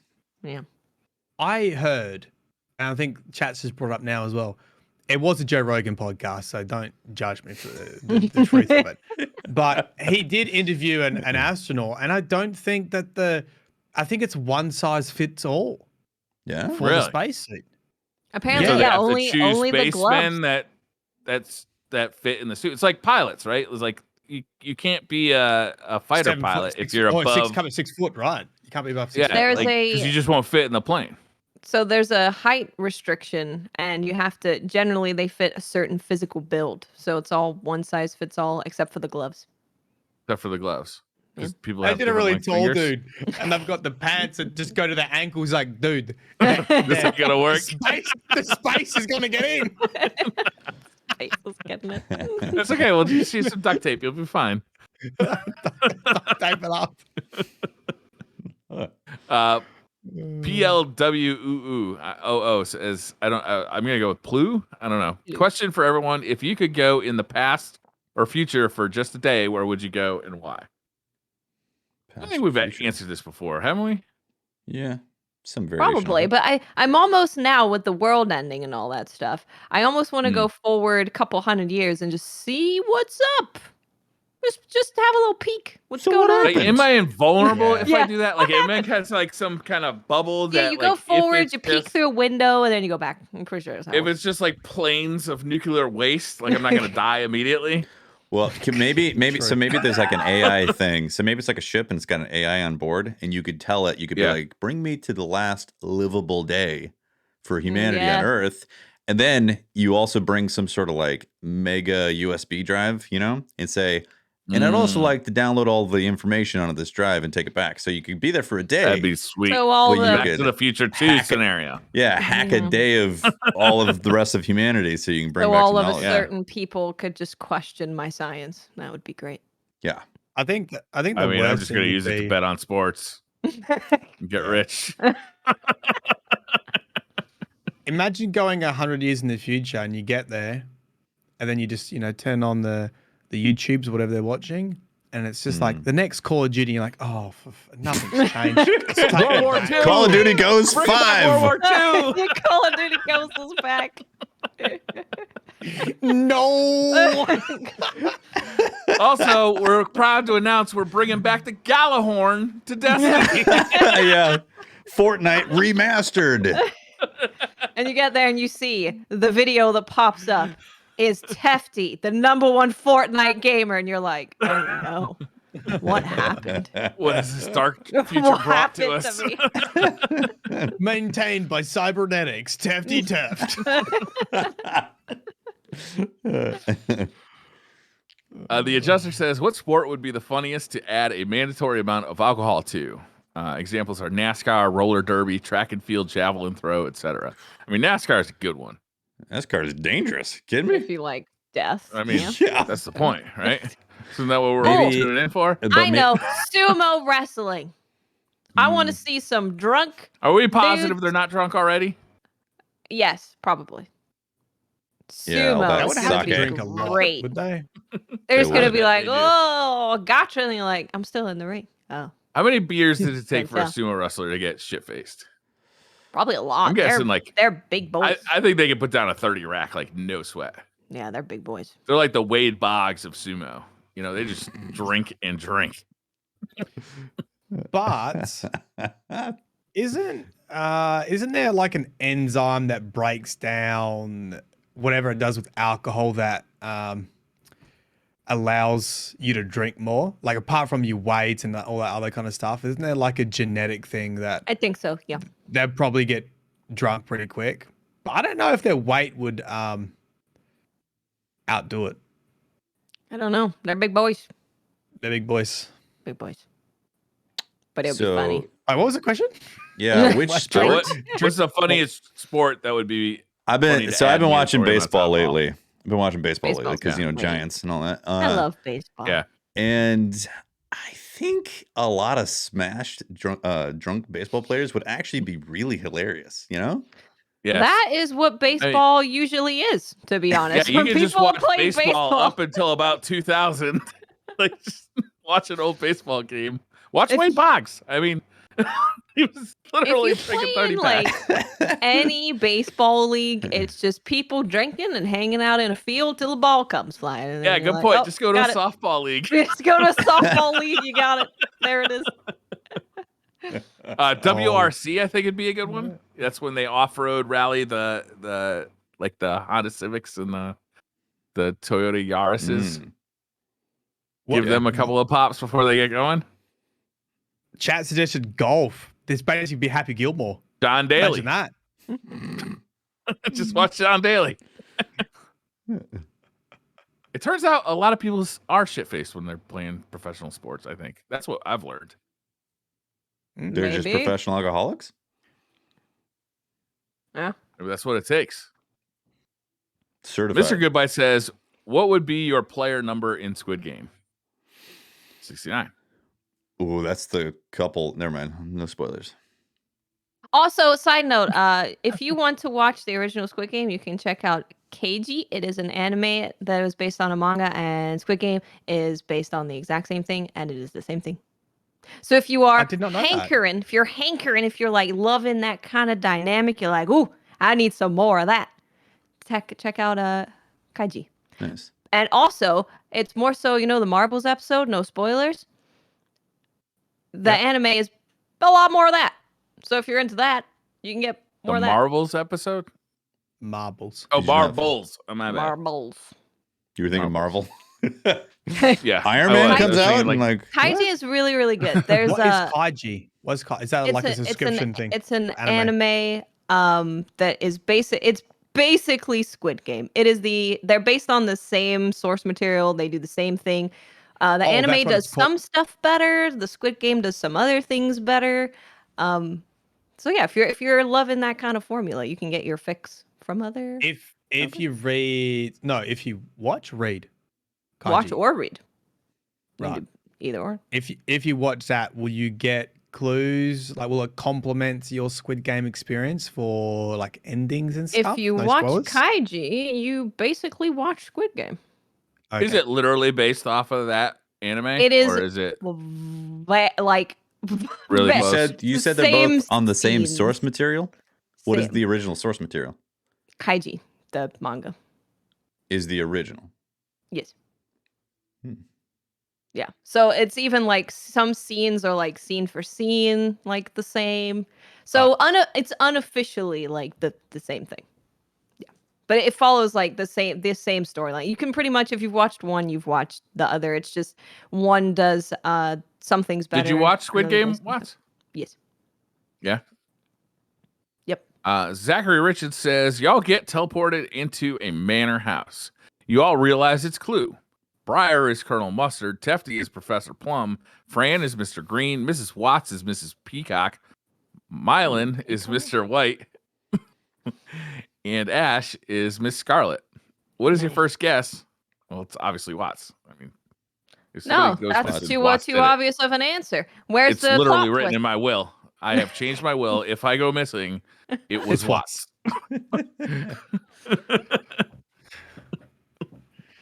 Did you guys play a lot of Among Us? Who was always? Did you play Among Us? We played a good amount. Me and Tefty had maybe the best round of any round ever. Unbelievable. I think it is the best. Yeah, we literally tricked. Liar? Who was the best liar out of the DCP people? Watts. Okay, well, I'm voting you off then. Because If you get it wrong, okay, but it's too wrong, risky I'm to just keep. dead. Yeah, you're dead. But Not a big deal. not a big deal. If we keep you around and you're too good at lying, you could kill again. So You could kill again. we got to get rid of you. Oh man. Oh, that Among Us round was just. And who did we have convinced? We had T-Rex. We had We had T-Rex and so it was Cypher, Crafty, T-Rex were the last, and us, I think. I literally T-Rex said, if Watts and Tefty are the imposters, my mind is going to be blown, and then directly revealed that we were the imposters. That was it was great. incredible. That was when it was so good I made a YouTube video. That's how you know. HugoRune79 says, would you rather have a roaming chicken lay an egg at your door every morning, or an eagle drop a fresh coconut down your chimney each day at noon? Is this some kind of personality test thing? What is this? This is oddly specific. It is pretty specific. I don't know, a fresh egg or a fresh coconut every day. I think I'd rather have the coconut. I say coconut. The egg. Yeah. Coconut. Also, I feel like I want a coconut once every 10 years. How often do you want a coconut? How often do you want to be friends with an eagle? That shit is going to get stacked up in your chimney and cause a fucking chimney fire. It's going to be a disaster. I'm being friends with the eagle. I would make it. You could monetize it. You make a social media account about daily coconut. Be like, it's crazy. I'm getting this coconuts, and then people start being like, "Whoa, it's wild." Then you start selling them, and you have a little online. You have Etsy store selling your daily. You get like NFT tokens for coconuts. Like there you go. See, you turn this into a whole thing. It's like the angry cat, grumpy cat. Sorry. Yeah, bin would be. You changed my mind. Coconut is the right idea. Nobody cares about your fresh egg, but everybody's gonna be mystified by your coconut chimney.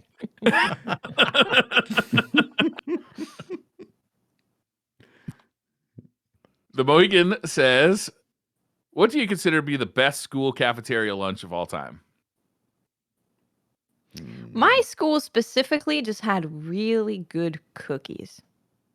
Like phenomenal cookies. Super soft, right temperature, delicious chocolate chip cookies. I was so excited every time it was cookie anybody day. talk about their school cafeteria in a positive way. It was great. The cookies. The crowning achievement for our school cafeteria is when they just brought in a Subway restaurant, and everybody was like super psyched about it because Subway was a huge upgrade. I think chicken toasties or something like that was like the most popular thing at school to order. Chicken toasted sandwiches. Like a toasted sandwich with chicken in it. Toasted. Oh, okay. Oh, sorry. Yeah, chicken toasty. A chicken toasty. I never heard that. That's great. But you guys actually have cafeterias, right? Or is that only some schools? Yeah. Most public schools. Yeah, there's a cafeteria.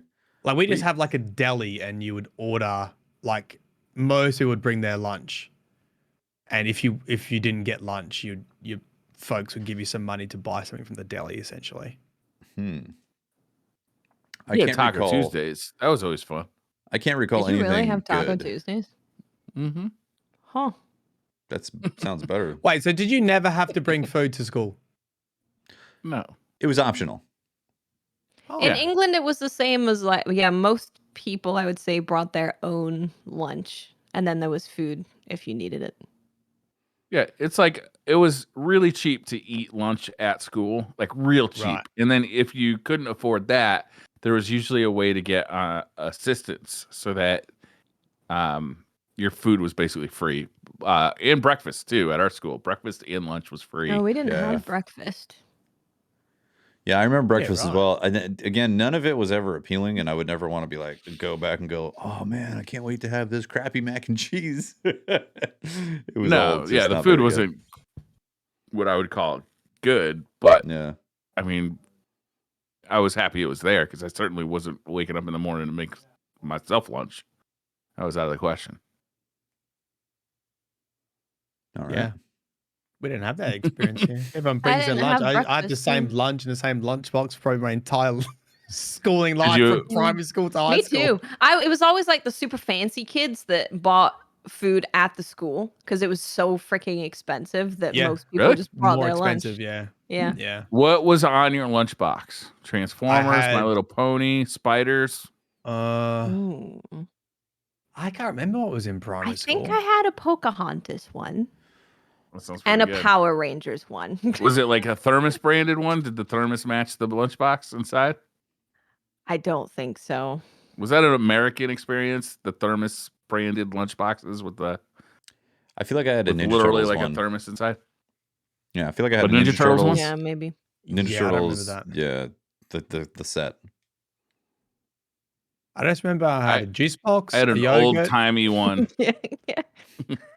A juice box. Remember juice boxes? A juice box, a yogurt, like the Fun Size, like Mars bar or something, like a Snickers, an apple, and a sandwich. I think that was my recess and my lunch. Yep. For the entire life.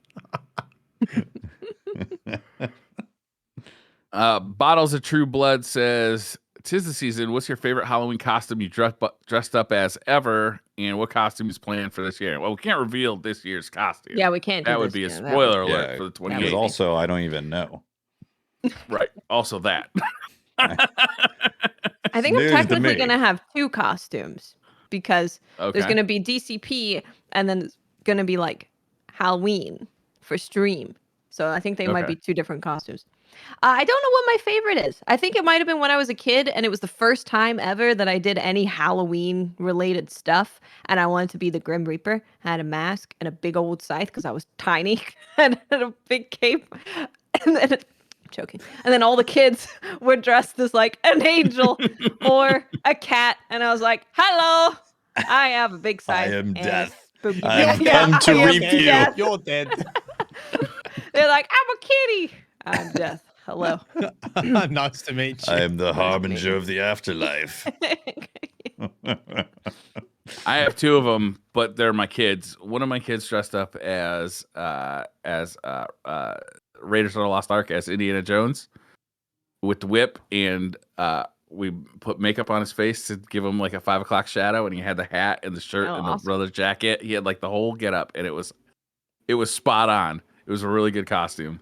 And then I think it was a couple years later, one of my kids dressed up as a Jedi with the coolest lightsaber that I had ever seen up to that point. Not quite as cool as like those really awesome ones that they make now that like literally glow. Like I think I don't know, you see them. They cost like a few $100s, I think, but you can actually fight with them and stuff. But it was a really cool lightsaber, and he looked spot on as a Jedi. It was a good one. Nice. I can't remember. Like it was Tefty. It was during your certain happy experience when you became a dinosaur. Oh man, I wish I had actually been dressed up as a dinosaur. That'd have been amazing. I just had this like you had the thing. Characteristics of a dinosaur. In my mind, I definitely did, yeah. Definitely. I only have one. We obviously like don't do a lot of Halloween here, but I just remember dress up parties. I remember going. Did you have the TV show Gladiators? Yes. Yeah. Wait. Yeah. American you dressed Gladiators? up as Wolf? Yeah. Like, they have those obstacle courses, and you had to. Yeah. The American one was a little different. It was different. But, I'm assuming they wore those like leotards, like just over the top leotards. We all dressed up as gladiators. We had these like bright silver sparkly leotards as gladiators, like pool noodles and stuff. Yes, that's great. That's awesome. Last question of the night. Clino says, now that Mylan is a clean face boy, will we see Briar and Tefty also shave and have a nose shave November competition to see who grows back the most? I'm sorry. Nope. Are you going to grow it back, Mylan? Competition. That would. I think I'm going to try the mow. Just the mow for a little big bit. stash? The mustache looked good. The mustache stage was good. I liked when you just shaved through the chin, so you had like the world's biggest lamb chops. That looked good. That's what the look you should have stuck with. Yeah. I tell you what, it is better because I'm back at jiu-jitsu training now, and it was at the point where people were pulling on my beard when we were like wrestling, and it's so nice now to not have someone like rip out my beard. But I also hate myself without having a beard, so I think I might try the mow, because once it's grown back, it's probably not ever coming off again for the rest of my life. So until the GCX charity stream. Until not the charity stream. Until we sell your beard for money. Honest question: How much would it cost? Is your beards for sale? It hasn't happened yet. I've put like ridiculously high numbers before, and this last time I think didn't we throw out something like a last minute change of being like, no, it was coloring it. Never mind. No, not really. It hasn't been on officially, like legitimately. Oh, this is reachable. You know, there's like pie in the sky numbers. Yeah, where it's like we're not gonna hit that. Come on, and if we did, it's for the kids. Great, so awesome. It's a great story. Yeah, but yeah. I'm not as attached to my beard. If my wife said shave your beard, I'd shave my beard. Like it's here because she likes it, so that's why I keep it around. I'm not that attached to it. How long have you had the beard for? I mean, I didn't have it at the beginning when we started recording this podcast. So that's true. I mean, not this podcast, but like DCP. Oh. Yeah, mine was like I started with a goatee and then grew out the beard. Mine was a baby beard at that time. See, I didn't grow a beard pre-Destiny because all my friends had beards. And I was like, well, I'm not going to grow a beard then. Obviously, you guys have beards. I'm not doing it too. And then moved out of Hollywood, and I was like, well, I guess I'm growing a beard now. I think Tefty and I might have been inspired by the same documentary where we saw like beard competitions on like Netflix or something. I haven't seen this. Did we not have this conversation? Okay. I remember I was watching a documentary late at night one night on Netflix or something where they were doing like beard growing competitions where they'd go and get their beards judged. And I'm like, damn, I'd never seen people like so proud of these long ass like hillbilly beards before. I'm like, I wonder if I just let my beard grow, like how long it would get. So that's what I started doing. I was just like, fuck it. I'm just going to let this grow. And my wife's like, I think it actually looks good. So I'm like, well, I'm going to keep it. Nice. Nice. That's it. That is, I don't think you're getting Tefty to shave that beard anytime soon. But for me, you probably just got to talk to my wife. It's got to be a spiritual awakening for me. I got to wake up with a sign that says, this has to happen or else. Maybe if Tefty is high, if he can become a dinosaur, he can become clean shaved. They're not allowed to. I am too aware. Hi. I have an extreme awareness of being a dinosaur. Being a dinosaur, yeah. We just go, rawr! But the beard wouldn't come off from that. It's not in danger. I'm not going to get into like a scissor fight, accidentally like you might scissor the beard off, You may do. Depends what kind of dinosaurs you're boxing. I guess you're right. Yeah. If we ever go back to like Guardian Con, I'm bringing a box of safety scissors, and I'm just gonna leave them on the table. Huh? Who set all these scissors out? That's strange. Oh. All right, that is episode 261 of DCP Live. Thank you very much for hanging out and chilling. Shout out to our Patreon members and our Twitch subs. You guys are awesome. Mylan, what are you doing this week? Or the rest of the week until we talk again? I'm gonna hopefully finish a video on that little story I told about Glint and the spooky lore to cover the book, and then obviously we're playing some trials with yourself and Watts tomorrow. So we'll see what happens. Nice. And then Destiny Down Under, all the podcasts, Destiny Down Under podcast on Saturday afternoon as well. Hell yeah. And I've also got Back 4 Blood installed now, so I wouldn't mind trying to find some time to play some Back 4 Blood too. I enjoyed the beta. I'm actually want to play a little bit of that too. Yeah, that would be fun. Yes, it would be very fun. Mm-hmm. Nice. Watts, how about you? Well, tomorrow I think I'm gonna start with Kana because I haven't finished it yet. So I think I'm like right at the end pretty much. So I might finish it tomorrow and then hop into trials with you guys because trauma makes good friendships. That's right. Let's get traumatized in trials. And then next week, there's a game coming out that I've been really excited about called They Always Run on Wednesday. So I will be playing that. That looks good. Yeah.